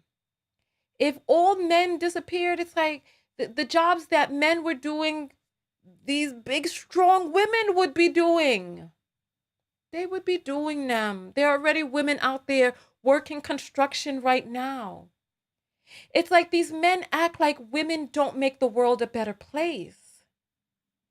If there were no women, men would be running around in sludge. They would be beating each other over the head with clubs. Well, wait a fucking minute. Wait a fucking minute. If there were no women, there would be no men, goddamn, and there would be nobody else on this planet within one generation. Bitch. What the fuck you talking about? Listen, you're trying to imagine a world with no women, but ass does not produce kids because what comes out of their son, you flush. You flush. What are you talking about? First of all, women make this world a nicer place. If women disappeared, you think how long? If women how long do you think men would put up with other men? They would be happy for a little while. They would definitely start boning each other. And then they'd start fighting and shooting. And then I say give it 90 days. No, okay. I say give it 18 months. I say give it 18 months and listen. If women were not here, let's say there was some sort of apocalypse and these men just started boning each other, HIV would just wipe them out without the drugs and medication to keep them prepped up and all of that. It's just, they would be gone. They would be gone. What are you talking about? What are they talking about? And then they want to talk about this damn incubator. Who is going to raise the children created from an incubator, and what type of human being is that going to be with these sons of guns raising them? Please. Somebody said, look at jail. How is jail? You know what? If there weren't prison guards in jail, you know what? That is a good point. If it wasn't for women, and if there were only men on this planet, it would be like prison without the prison guards. It would be. And the strongest would kill the weakest or keep them around as concubines. You know, little Duval. He'd be one, right? Listen. Oh, this lipstick is so pretty. I look like a doll baby. Oh. I love it. I love it. Watch the movie. Somebody said watch a movie, but it went by too quickly, right?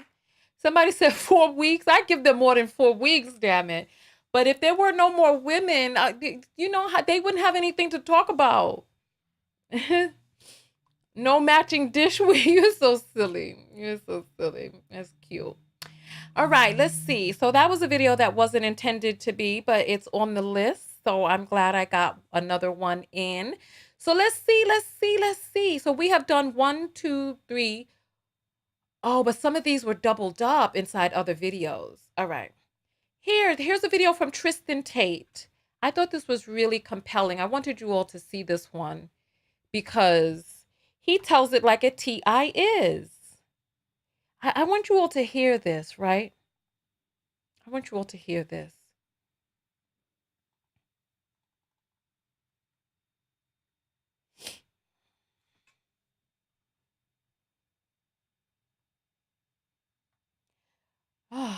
Here we go. I will teach my daughters that when they're looking at prospective boyfriends, people say, oh, you're going to lock your daughters up and not let them. No. Look, I'm not some sort of weirdo. I'm going to teach them that in their lives, as they look at prospective boyfriends, They need to think, is my quality of life going to change if I leave my dad's family and join this guy's family and create one with him? He's now going to be the head of the household. He's now going to be the alpha and the omega. Yeah, but I want you to hear, right? Because we talked about this in one of the earlier videos, that men regard you as a commodity, right? Where the game is, see how many women you can destroy and stop other men from getting purity. Because if men really cared about virgins and purity, and if they knew that they weren't interested in a woman, they would let another man have her virginity and have her purity. They would try to keep women pure. But they don't care about purity. They care about defiling. They want to defile as many women as they can with sex and bodies, so that they'd be like, oh yeah, I'm another body for her. She's more filthy now that she's touched me, right? Instead of keeping women pure for his boys, it's a game against the other men. Let's see how many Pokemon, gotta catch them all, gotta catch them all. How many women can I defile and stop other men from having their purity? This is what the game is. And I'm sad that it took me so long in my life to realize this, but we need to keep having these conversations so that we can have more epiphanies and more breakthroughs. Because I wish I would have understood this earlier, that this is a game that they're playing against other men, where women are just casualties of this game. They want to make sure that other men, that they get the pure ones before the other men get them, before the women are spoiled, right? So it's like, okay, well, I got this one when she had 0 bodies, right? And I hate that term because it just sounds like, I don't know, it just sounds like something from a horror movie. I don't know, it just sounds weird to me.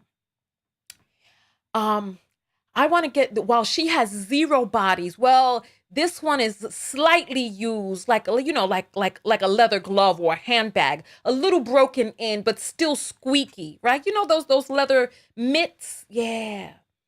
Just a little, oh, she's only had 1 man, so she's still, yeah, so I was number 2.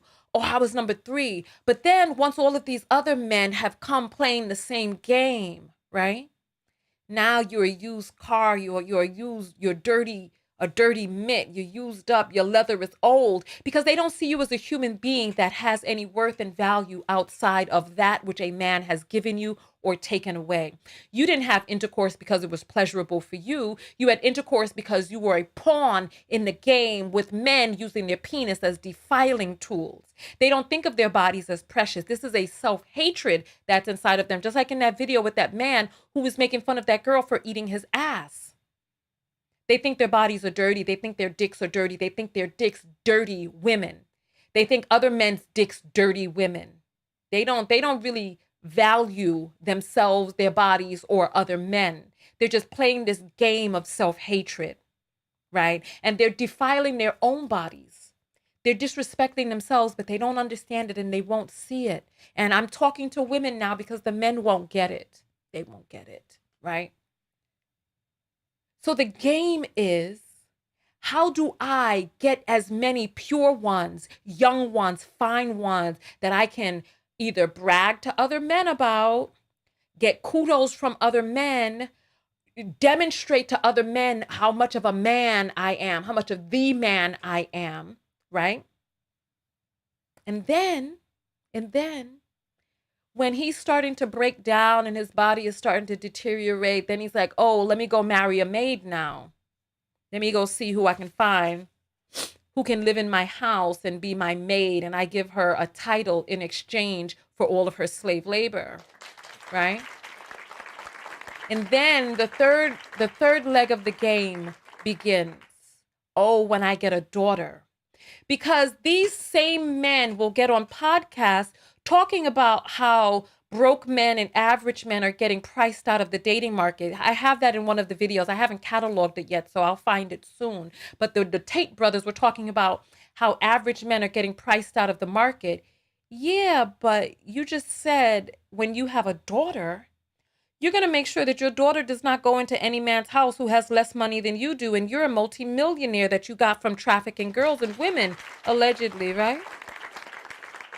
So now your daughters are going to be playing, so now your daughters become the pawns, where just like we've been talking about all of this. So they want to make these exotic daughters. They want to make these beautiful daughters. They don't want to make these biracial sons. Oh, did you know that these Tate brothers are mixed race? Did you know that? That they got black in them? They lived with a black woman in the South who was a relative of theirs. They went to black churches. I'm going to play that video for you one day, but look out for that. But yeah, so now these men who look white have been washed out, and now they're here talking and preaching this shit on the internet, right? Because this is black men's nightmare. So then the new version of the game is now these preference sons create these exotic daughters who now are the father's pawns, because they don't even see the daughters as humans, but a pawn in the game where now they're playing against other men.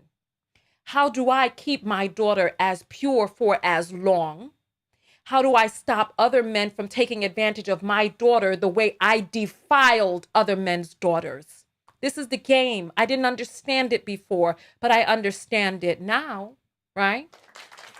And the game continues to go where women are not seen as human.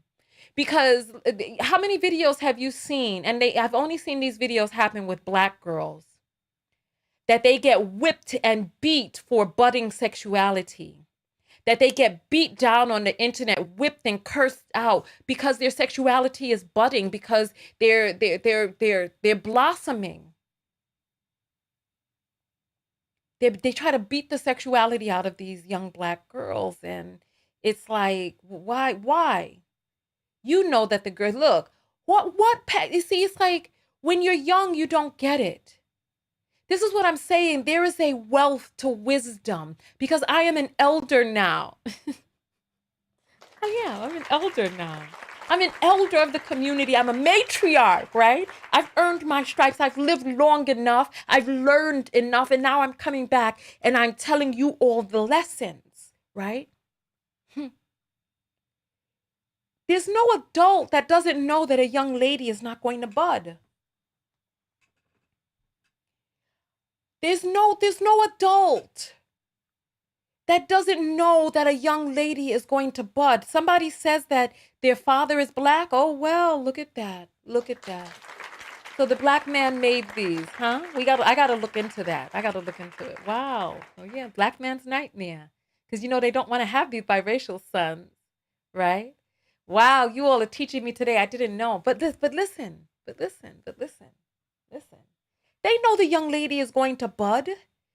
But why are they acting brand new? This is the cycle of life.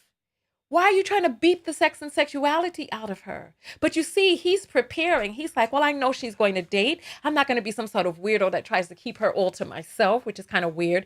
Anybody who ever saw Scarface knows that men can get these weird obsessions with the women in their family. That relationship in Scarface between him and his sister, I was like, dude, what you doing? Right? But nonetheless, right? Nonetheless.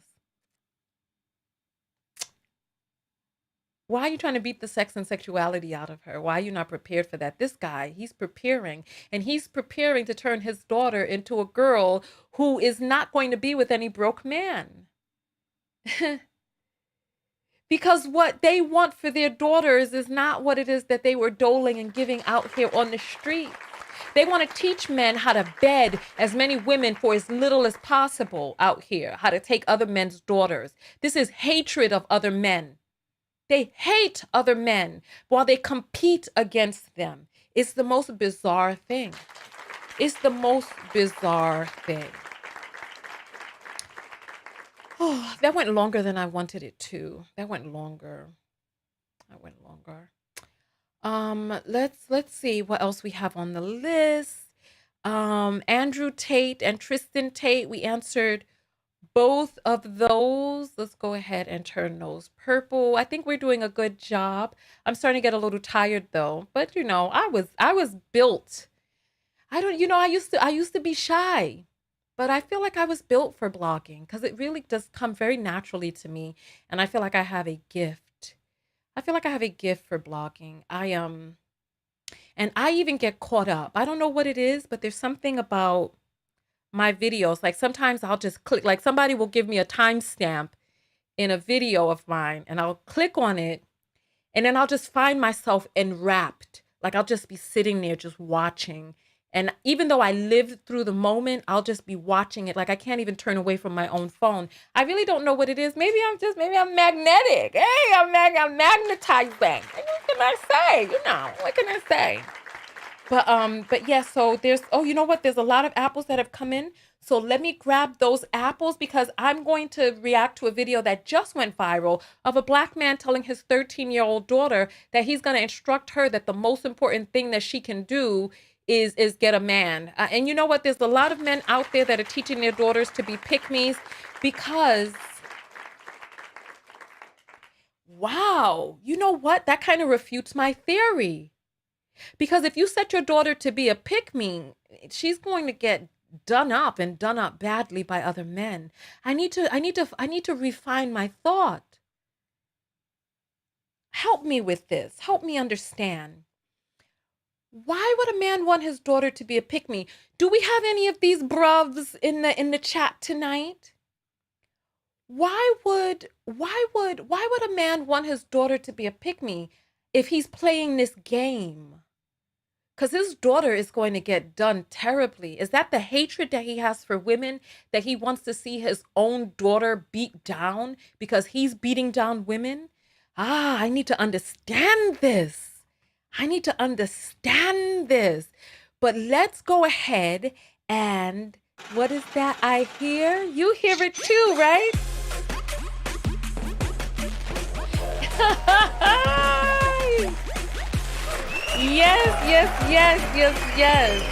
Yes. How long have we been on? We've been on for 2 hours, so we're going to need to come off soon. But let's go ahead and check all these tweets. Not tweets. Well, you see, I'm tired now. I'm calling these tweets. Cash apples. Honey says for love, love, love, love, love. Make me feel real good. Shawana sends 111 and says, putting in the work. Keep shining, queen. Thank you, baby girl. Thank you. I am starting to get fatigued, but I have a little bit more left in me. Rashida sends $5 and says, thank you for all that you do. Thank you, Ra. I appreciate that. Thank you. Rakaya says heart. Nicole sends $2 and says, you were on fire today. My first apple. Is that 3 first apples? I think that is 3 first apples. So we gotta go bust a wine for you. Come on, let's go ahead. Let's get it.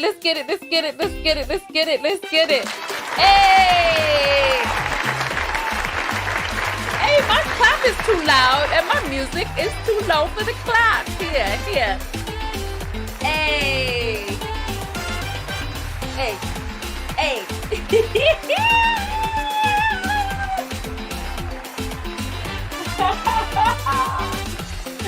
You can see I'm tired.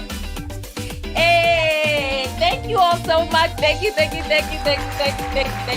the apples. Hey. All right, thank you. All right, let's see what else we have here. All right. Let's see. Thank you so much, Nicole. Maurice is back. Hey, Maurice. A man told me I was selfish for choosing not to be with him. Yeah, you see what I'm saying? They don't care about what you want. Ashley sends $1 and says support. Thank you for the lessons. I appreciate that. Thank you. Kimberly sends $1 and says, question. What's the question, baby?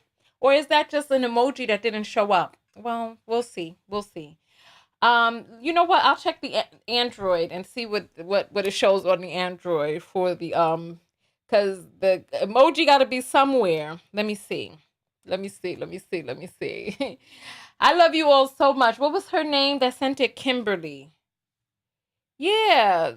On the Android, it doesn't show either. So that, I don't know. There's no emoji there. There's no emoji. All right. So Zahara sends 111 and says, disease would do an uptick with just men an uptick, they would wipe themselves out with disease. If look, I don't even think they would live long enough for HIV to take them out. Jamie sends 118 and says, whoa, I think you're right. You think I'm right about what, baby? You think I'm right about what? You think I'm right about what? All right. David sends $1 and says, you are my friend in my head. Am I? I thought I was your friend on the computer. I know what that feels like because I know what that feels like. Absolutely.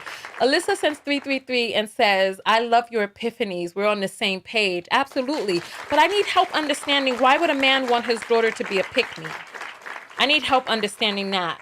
All right. I'm going to check the apples again in, I need a better timer. But let's check this next video with this man who is saying that he's going to tell his 13-year-old daughter that the best thing that she can get in life is a man. I think that he lying, but you never know with these crazy, with these crazies out here. You never really know. You never really know. Because I would think that a man would want the best for his daughter, but, you know, maybe when they on the panels talking, they just be talking junk. I don't know, but let's see. Let's see.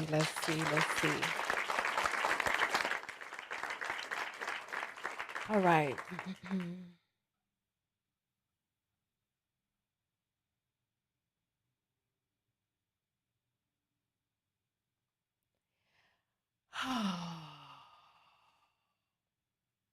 All right. I don't have a daughter. I don't know. Do you have? I have a daughter. You have a daughter. Yes. But would you tell your daughter like, hey, I need you to go to school. I need you to get your degree because I don't want you to depend on a man. No. Would you push her to say, hey, be married, do this, do that, like just depend on a man? Me basically. personally, what would you teach your daughter? Me personally, I'm telling my daughter now at 13, the most important thing she can get in life is a good man. More important than your degree, more important than your fucking career, more important than any of that bullshit. Because how many fucking celebrities that you know that's rich, famous, got more money than you gonna ever get in your life, have more fame than you gonna ever get in your life, is more beautiful than you ever gonna be in your life, and they're miserable. They don't have a man. They can't keep a man. They're miserable. Look at Taraji P. Henderson. She like 50 right now, going on a fucking vacation, trying to find, what the fuck she said? Her inner peace. She did say she was unhappy. Exactly. She's famous and rich. Why are you unhappy? You know why? She has no fucking man because you were made to pair with a man. I don't care how much money you got. I don't care how much degrees you got. When you're old and lonely, sitting in that mansion and there's nobody there for you to love, take care of, and you sitting on Instagram seeing all these couples and posting all these fucking somebody's son memes, because bitches are dating memes now. They're posting memes of other couples on vacation going, oh yeah, God gonna see me this guy. Me and somebody's son. Somebody's son. Yeah. That's what you really want. All this money don't mean shit. You know something? This is too damn much. I think it's still going on. Shit, if he's not there to share it with. Okay, so the money means nothing. The degree means nothing. You need the man. These people are delusional. These people are delusional. What is he talking about? These people are delusional. This is strange. So this is I haven't heard this whole clip. This is the first time that I've heard it. So I need to process this by listening to this again and breaking it down piece by piece. But there was something that I wanted to do, but I don't remember what it was. I have a daughter. I don't know. Do you have a daughter? You have a daughter. Yes. But would you tell your daughter like, hey? Oh, I remember what it is. The captions need to be refreshed because we've been on here so long that the captions are backed up. Give me 1 second.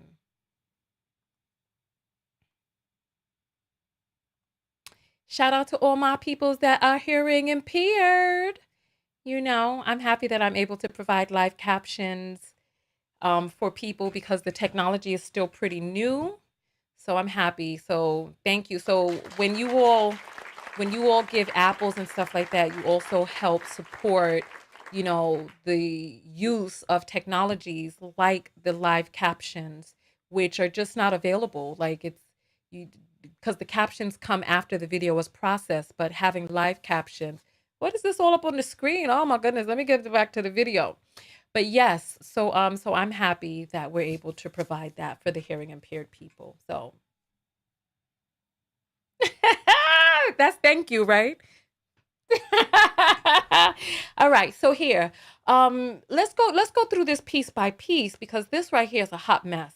Hey, I need you to go to school. I need you to get your degree because I don't want you to depend on a man. No, Would you push her to say, hey, be married, do this, do that, like just depend on a man? Me basically? personally, what would you teach your daughter? Me personally, I'm telling my daughter now at 13, the most important thing she can get in life is a good man. More important than your degree, more important than your fucking career, more important than any of that bullshit. Because how many fucking celebrities that you know that's rich, famous, got more money than you gonna ever get in your life, have more fame than you gonna ever get in your life, is more beautiful than you ever gonna be in your life, and they're miserable.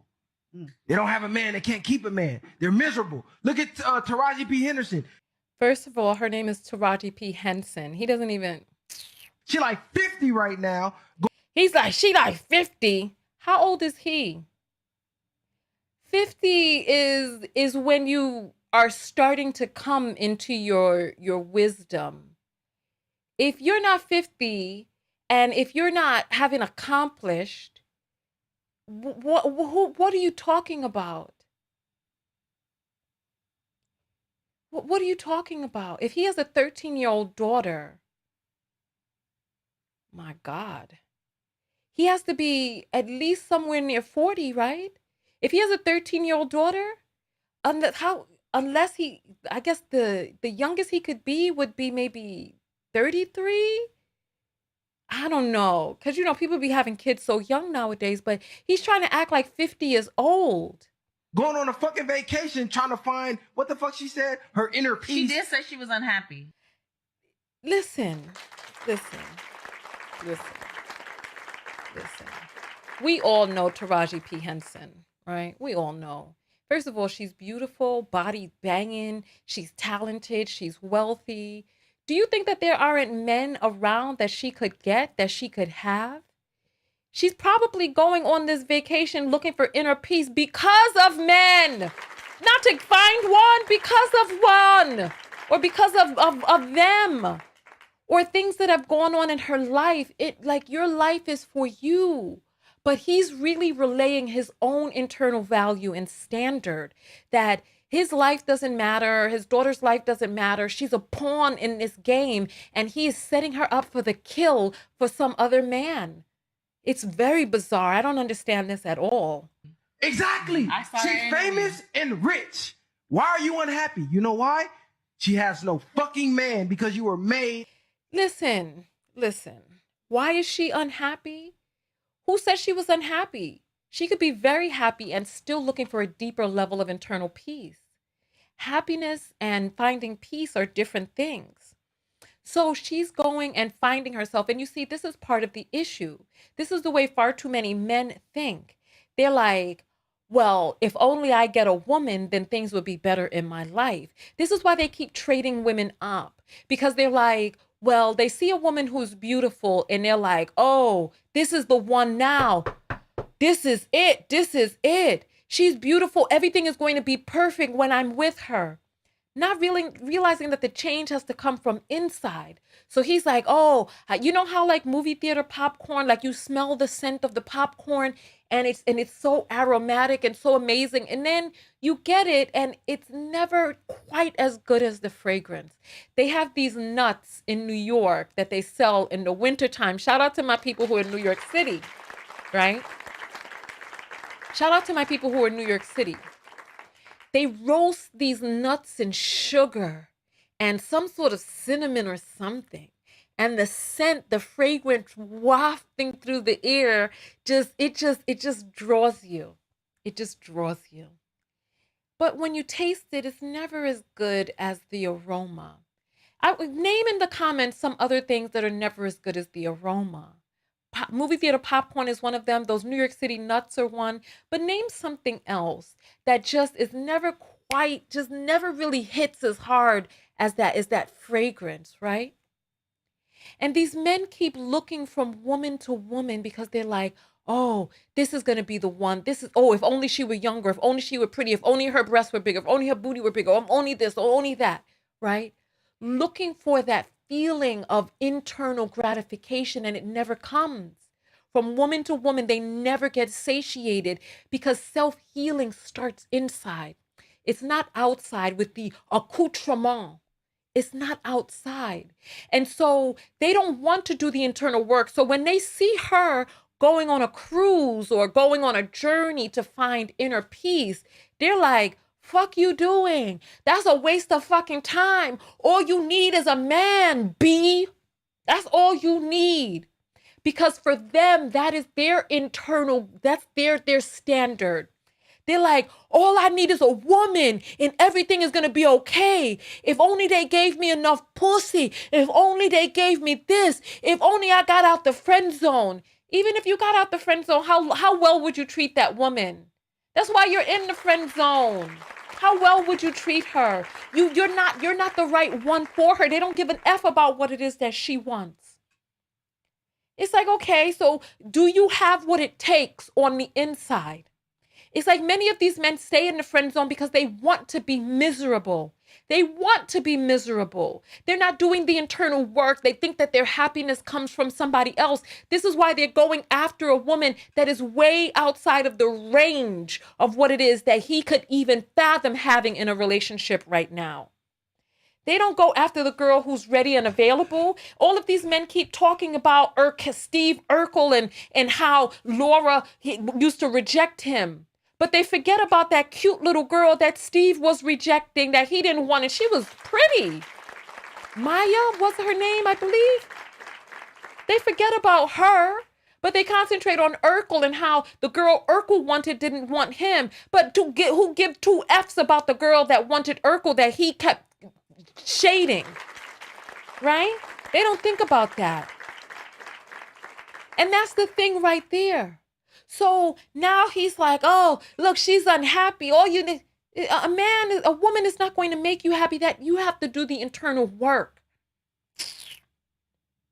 To pair with a man. I don't care how much money you got.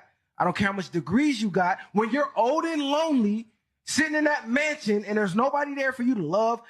Let me tell you something. That sounds like a fucking good ass life to me.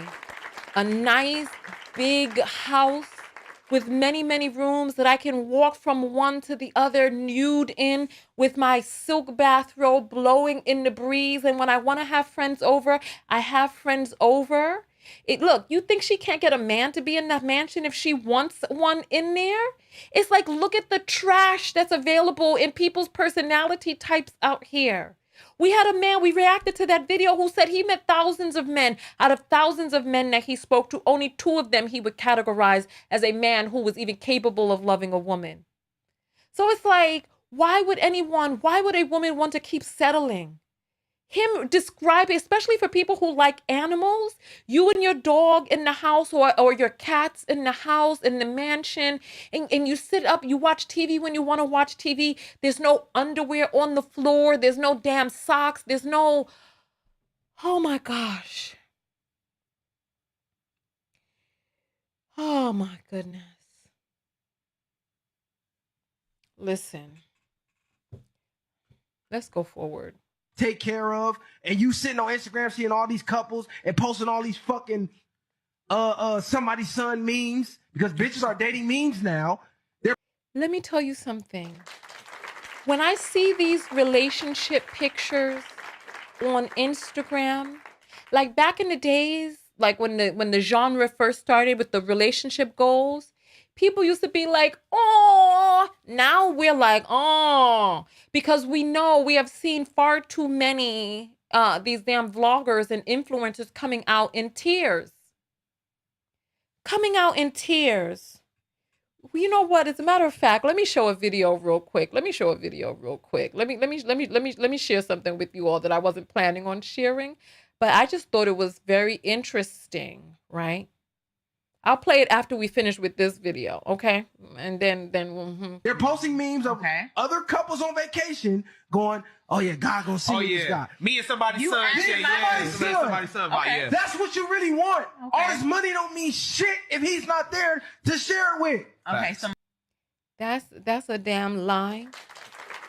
That is a damn lie. The money means nothing. The degree means nothing. To You need you. a man. No, you need the man. If you want a man so goddamn badly, why don't you get a man? Why don't you get a man? Don't wait for other people. So listen, speaking of relationship goals, I wanted to show you all this, right? Speaking of relationship goals here.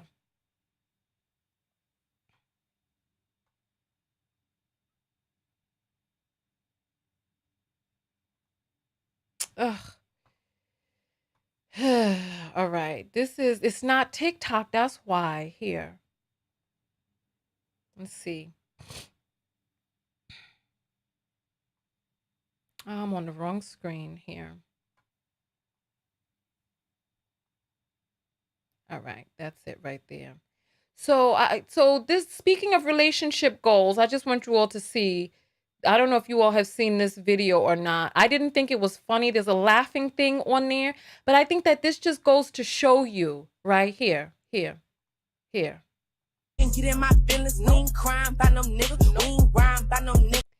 So this is Mrs. LaTruth, right? And she's dancing to a song talking about we ain't crying about no ends, we ain't lying. I don't know, whatever it is the song says. I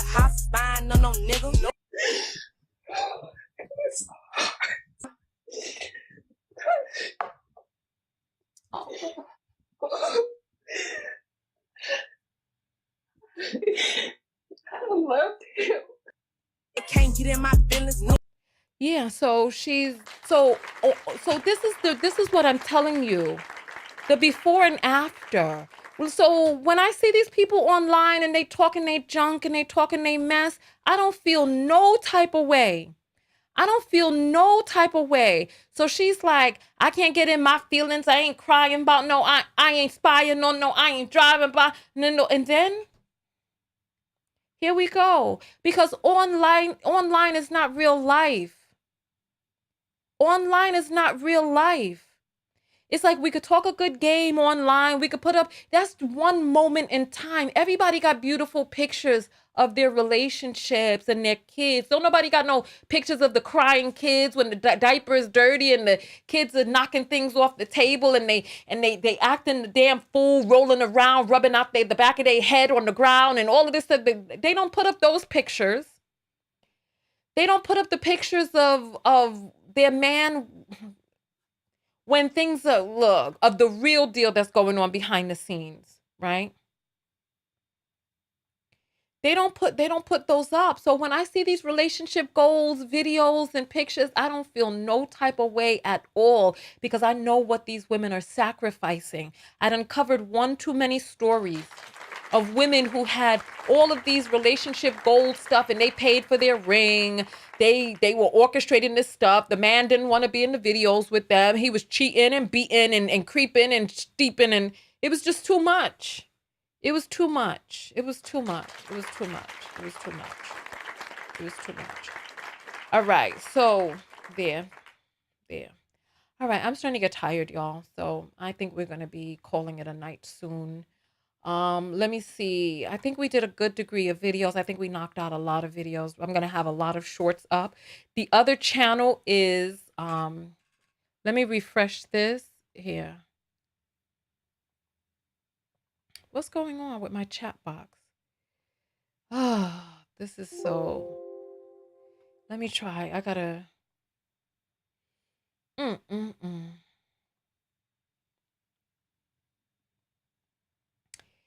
So yeah, so the other channel is www.youtube.com/@Tonya clips.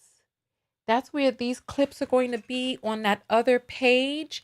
And then also join the text notification squad, www.tonyatko.com/TEXT. I appreciate you all. So now my text is frozen on the screen. I don't know what is going on. There's just just having so many issues, but it is what it is. It is what it is. It is what it is. All right. So what else do we have here? I don't think I'm going to react to any more videos. I'm tired. I'm tired. But I think we got through a good chunk of the videos today. We got through a good chunk. So here. So we did all of the purple ones today. And we did this one, the black man telling his daughter that men are the most important thing. Silliness. And I wonder if he's really telling her that. That's gray. It's supposed to be purple. So look, I appreciate each and every one of you for coming out here. I'm going to read the apples in just a moment, and then I'm going to get out of here.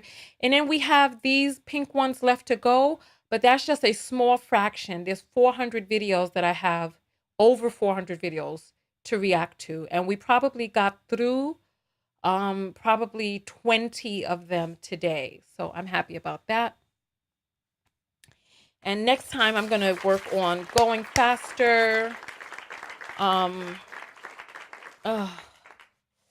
right. So let us get these apples. Let's get the last few apples in. And then from here, you can always send apples when I'm offline as well. They still come in and I'll send you back an emoji. Like if you're seeing a broadcast late and you still want to send your apple through to support, you can do it that way as well. So let's get these apples up on the screen to read. I'm starting to get so tired. What time is it? Oh, it's 11:30. Oh gosh, and I have my boot camp tomorrow morning. I don't want to be tired from my boot camp, but Kimberly says emoji was a pink heart. I don't know why the pink heart didn't come through. All right. Ayana sends $3 and says, preach, you truly understand the art of war. You're so sweet. But then I don't understand why a man would want to sacrifice his daughter to be a pick-me. Unless his love for men is so great that he'll give up his own daughter to satisfy men's needs. Rashida sends $1 and says, you know these men don't care for their daughters. Maybe that's what it is too. Maybe that's what it is too. Demetra sends $1 and says, the way they talk to women, no respect. Exactly. I'm so sick and tired of men on microphones. Ugh. All right. I appreciate each and every one of you. Text Notification Squad. I will talk with you all behind the scenes. I appreciate you all. Oh, David sent a thing. He says, how much are your tarot readings? You know, I haven't done tarot in quite a minute. I haven't done it publicly or behind the scenes. I've been so busy. But yeah, so I will,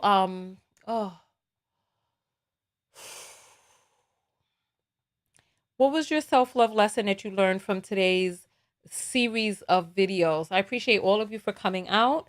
Go out there and love one another. Most importantly, love yourself.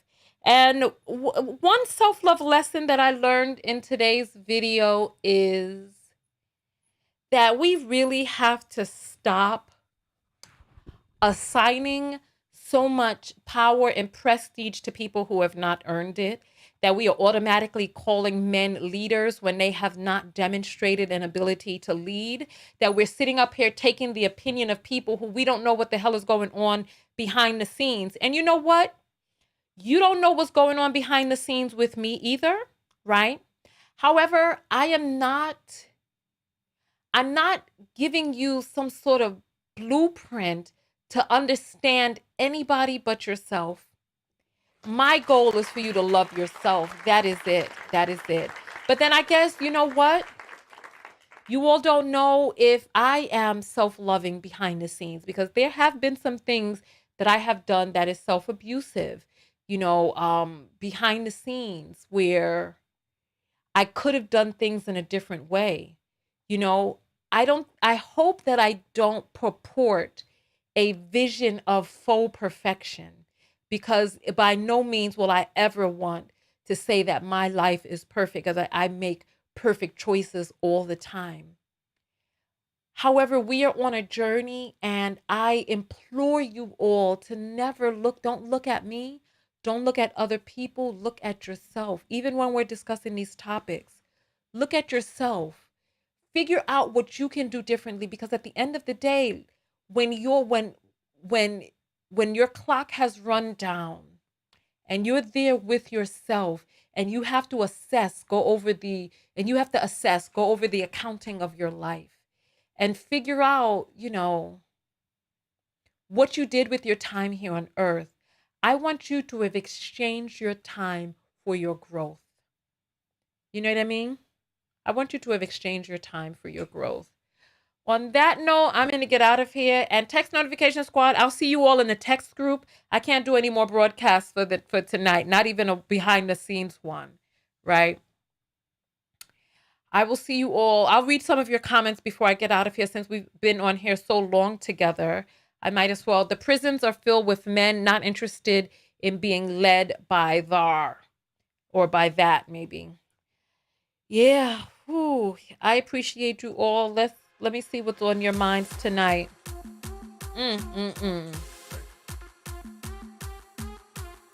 Whew. Goodness gracious. Worry about yourself. I know that's right. You got to. Thank you. Good night.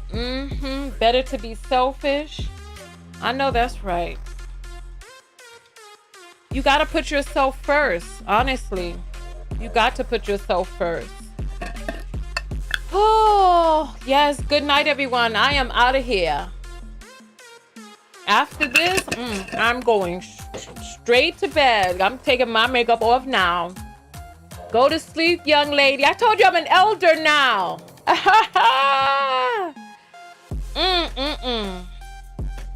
I can't wait to bring the lipstick pack out for you all. I'm working on that behind the scenes. SLL, live your life, girl, because it's yours to live.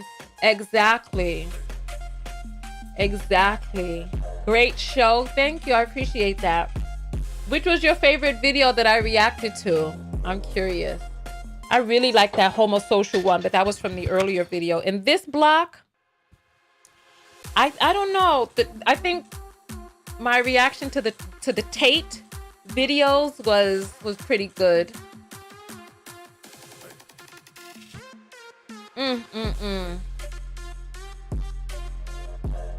Don't listen to men is the self-love lesson. Always prioritize yourself. Child, listen.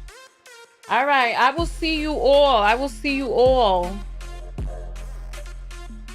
I took a nap too, but I'm tired again. Oh my goodness. But it is older.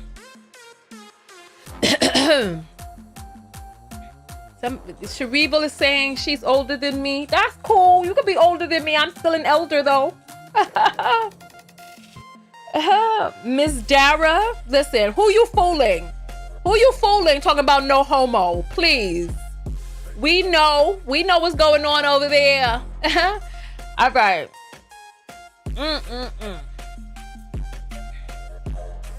Ooh, my goodness. The Taint brothers. Don't prioritize a relationship over your wellness. I know that's right. Do not at all. Ever.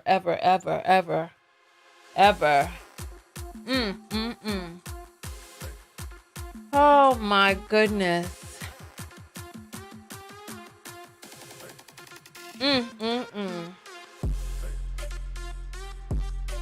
All right. Good night, everybody. Good night.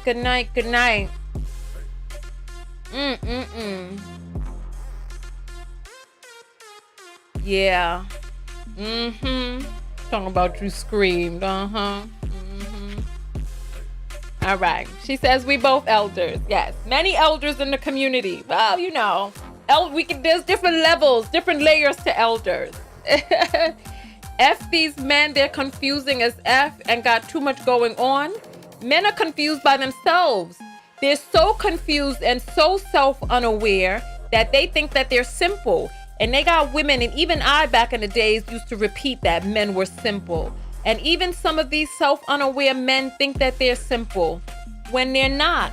Human beings are complicated. Human beings are complicated.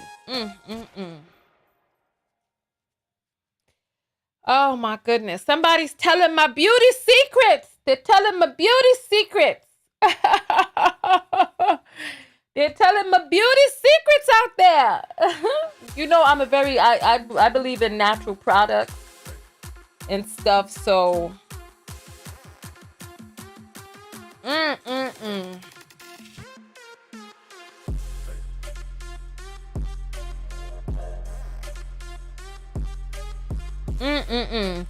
All right, lovely ladies and a few gentlemen who are here. Oh my goodness, my face, I look crazy now.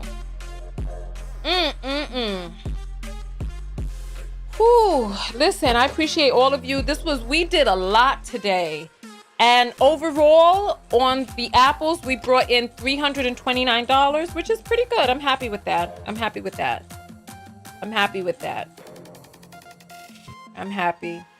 Men are spoiled, somebody says. I see not too many men stayed around for the broadcast. It seems like a lot of men jumped out when we're talking about other stuff, you know. But we were here for many, many hours. We were here for many, many hours.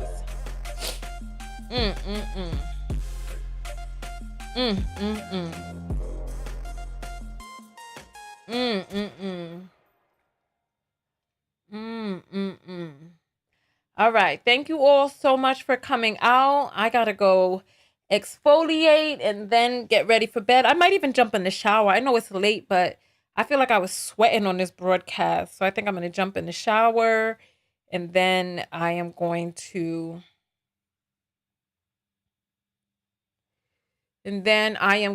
get ready for bed. And I did a lot of videos today. I forgot about the little Duval one that I did that people are responding to with his foolishness, right? So yeah.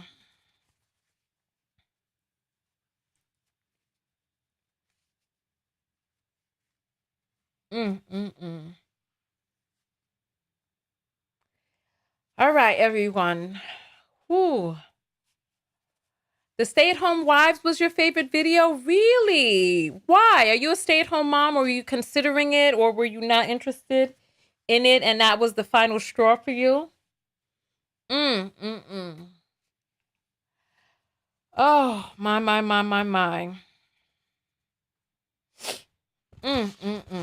All right.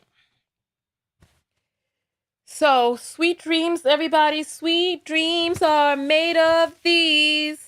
Who am I to disagree? Donkey Teeth was your favorite. Who was that? I know you're not talking about that woman's son. That beautiful woman. I know you're not talking about her son. That's terrible. You're awful. That's a terrible, terrible thing to say. I don't know who else Donkey Teeth. Oh, you're talking about... Wait, the one who was drinking the Starbucks cup? Oh, Lord. That was from an earlier video. I'm getting confused about where I am and who I'm with right now. Oh.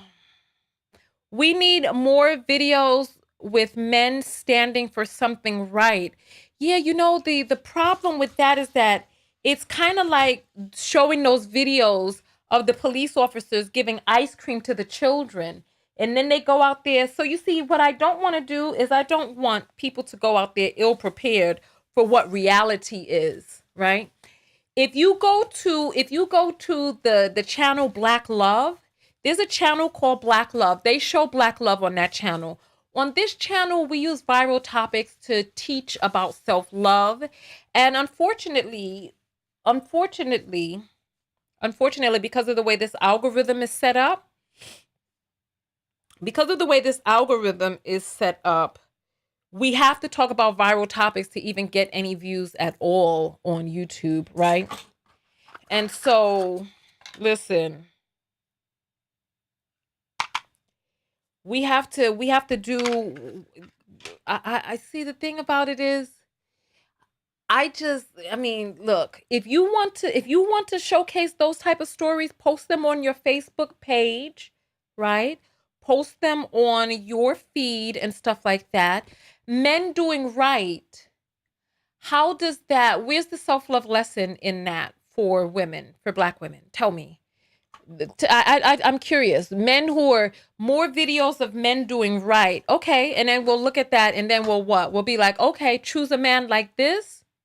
And then you go out there and you're like, oh, because what happens is women who grow up in households with really good fathers and really good male role models, they go out there in the streets and they don't understand what the F is going on.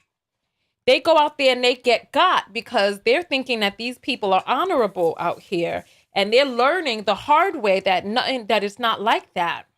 It's not like that. Unfortunately, it's just not like that. We are looking at what reality is. And if reality is grim, then we need to start preparing women for a grim reality. During the Depression in the 1920s, when the stock market crashed and everything crashed, you know what people liked going to the movies and seeing? They liked going to the movies and watching wealthy people, images of wealth and opulence, because they were able to escape from reality and be in a dream world in the theater. If Black women are being unalived at a rate of 1 every 4.5 hours by a man she's intimately connected to, it does not behoove me, you, or any of us to go around painting a false picture of what really exists out there. We need to start getting women geared up for the war that is coming upon us. Do I need to go grab my Black Panther hat again and my shades and start talking to you all? Because we need to be prepared for what's to come, especially when this AI takes a lot of jobs and these men are getting lonelier and lonelier and broker. Women are going to have to prepare, and understanding what's really out there and understanding male nature and understanding how to find your power, in my opinion, is where we need to go and what we need to do. I'm personally, I would throw up in my mouth if I had to sit up here trying to show a whole bunch of images of Black men doing right to combat them participating in activities that gets their face plastered on news channels across the nation for unaliving, for burning, for running over their child, for tossing their child off the bridge, for RAPing their mother, it's just too much. So now you're going to come to me, Dorothy, and tell me that I need to post more positive images? Please, you have got to talk to men to give more positive images to show. And you've got to talk to men about showing those images. I'm about educating women over here, Black women, about getting themselves in a space where they need to be to really unleash that self-love for themselves, right? Kay White says, I was lied to. I had to learn the hard way. Listen, I left my father's house and went out there into the streets, and I was stunned. I was stunned by how I thought, surely these men can't really be like this. Surely he must really like me. Surely he must see that I'm a valuable person and he must really care about me. But no, they didn't care. They didn't care. They didn't care that I was so-and-so's daughter and that I played the clarinet and that I had gone to band camp and that I had learned 2 languages by the time I was 7 years old. They didn't care about any of that. They didn't care about the fact that I had a passport from the time that I was 6. They didn't care. They didn't care that people cared about me. They didn't care that my mother died and I was heartbroken. A heartbreak so deep that many of us here yet still can't imagine. They didn't care. Well, my boyfriend at the time, he cared. But outside of that, after I left that situation, they didn't care about me. So Dorothy says that's not what I said. I didn't really see everything that you said. So if I'm misunderstanding, then please forgive me. I'm just on a tangent right now. Maybe it's time for me to just jump off. Apparently I'm misunderstanding people and I'm off the mark, right? Maybe I'm just not understanding. Maybe I'm just not understanding.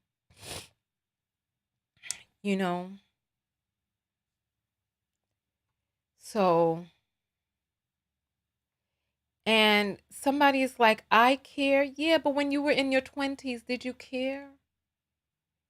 These guys who are in their 20s, by and large, by the time they got their heart broken at 15, they were monsters in their 20s. Monsters. And then they're talking about how, oh, women, when you were in your 20s, you didn't want to settle down. All girls in their 20s want to settle down when they're young and foolish. But the boys in their 20s, look at how they fucking behave. Look at how they fucking behave. And then they're like, haha, now you're 30 and now you're top shelf and all this other stuff. But if it was up to each woman, most women would have settled down in their 20s if given the chance. But there's a sickness running rampant in our community. So now him and his older self now is going to be like, I care. I said they didn't care. At this point in my life, I don't need a man to care for me. Having a man supplement into my life would be nice, but I'm not going to sacrifice any of my present happiness for anybody bringing misery into my life. I have learned that even at this age, I am not immune, especially with all of these Kevin Samuels fresh and fit talking points out there with men being hypnotized by this fuckery out there. I learned I'm not immune to coming into contact with a person who seems beautiful and wonderful and nice and comes from a good home and all of that. But then he spent a few months listening to to the manosphere and has all of these toxic ideas mixed up in his mind with good ideas. I learned that none of us are immune in 2023, that this is the reality of what exists out here. This is the reality. All right. And then Anna is saying only when they hit 40 years and up, they start to care. No. 50. 40? What you talking about? They still playing games at 40. They just getting started. It's not until one nut drops lower than the other and they got some big bulge, their prostate is bulging up in their ass. It's only when one nut drops down in a saggy swinging ball and that prostate is as big as a damn tangerine inside there. And now he can't pee and his dick is not getting hard. He's on blood pressure medication and that's when he starts to care. When he bends down, when he's standing, when he's walking outside and he's feeling that hot sun piercing down on his scalp and he's like, what's happening? And then he reaches up and he realizes that he's losing his hair. Then he's like, oh shit, I better settle down. That's when he starts to care. That's when he starts to care, when he feels a lump in his breast. That's when he starts to care. When he goes to lift something off of the floor and he falls because his knee gave out from underneath him. Listen, you know I'm telling the damn truth. You know I'm telling the damn truth. He went to something rolled underneath the dresser and he went to go get it underneath the dresser. He went to bend down and his knee gave out underneath him and he fell down on his back like a damn cockroach, legs swinging in the air. Now he cares. Now he cares because his knees are giving out. Now he cares. I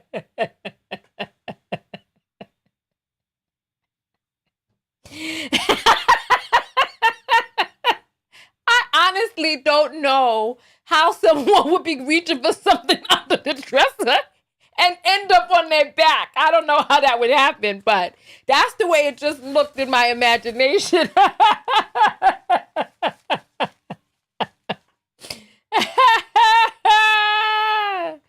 You all are too funny, but it's the truth. Then he begins to care. So that man who said he cared, how old are you, sir? How old are you? Tell us how old you are.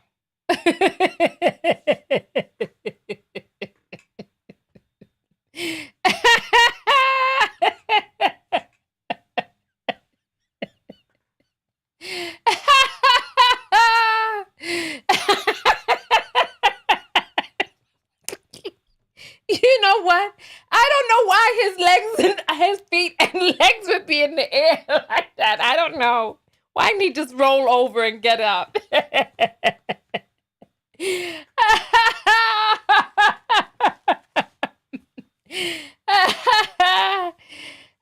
He says he's 39. So you all were right. I had this theory years ago. Go watch my old video, 5 Best Times to Catch a Husband. I did a video many years ago, many years ago. Go watch that video, 5 Best Times to Catch a Husband, right? And when they're when they hit those milestone ages, when they're about to turn 30, when they're about to turn 40, and when they're about to turn 50, that's when they start gaining some perspective about their life. And he just proved my point. He's 39 or 49, as another commenter says. Who knows? Who knows? Who knows? But that's when they start evaluating their lives. Somebody said when they're about to turn 40. So now you proved her point. You proved her point. You proved her point. My ex called me after 39 years in his 70s with no teeth, saying he's ready to get married. How did he say it, girl? How did he say it? I want to know how he was even able to speak. How was he able to talk? Oh, Hulk is saying, I'm gay, I can't be caught. You see what I'm saying? Gay men are some of the worst when it comes to settling down.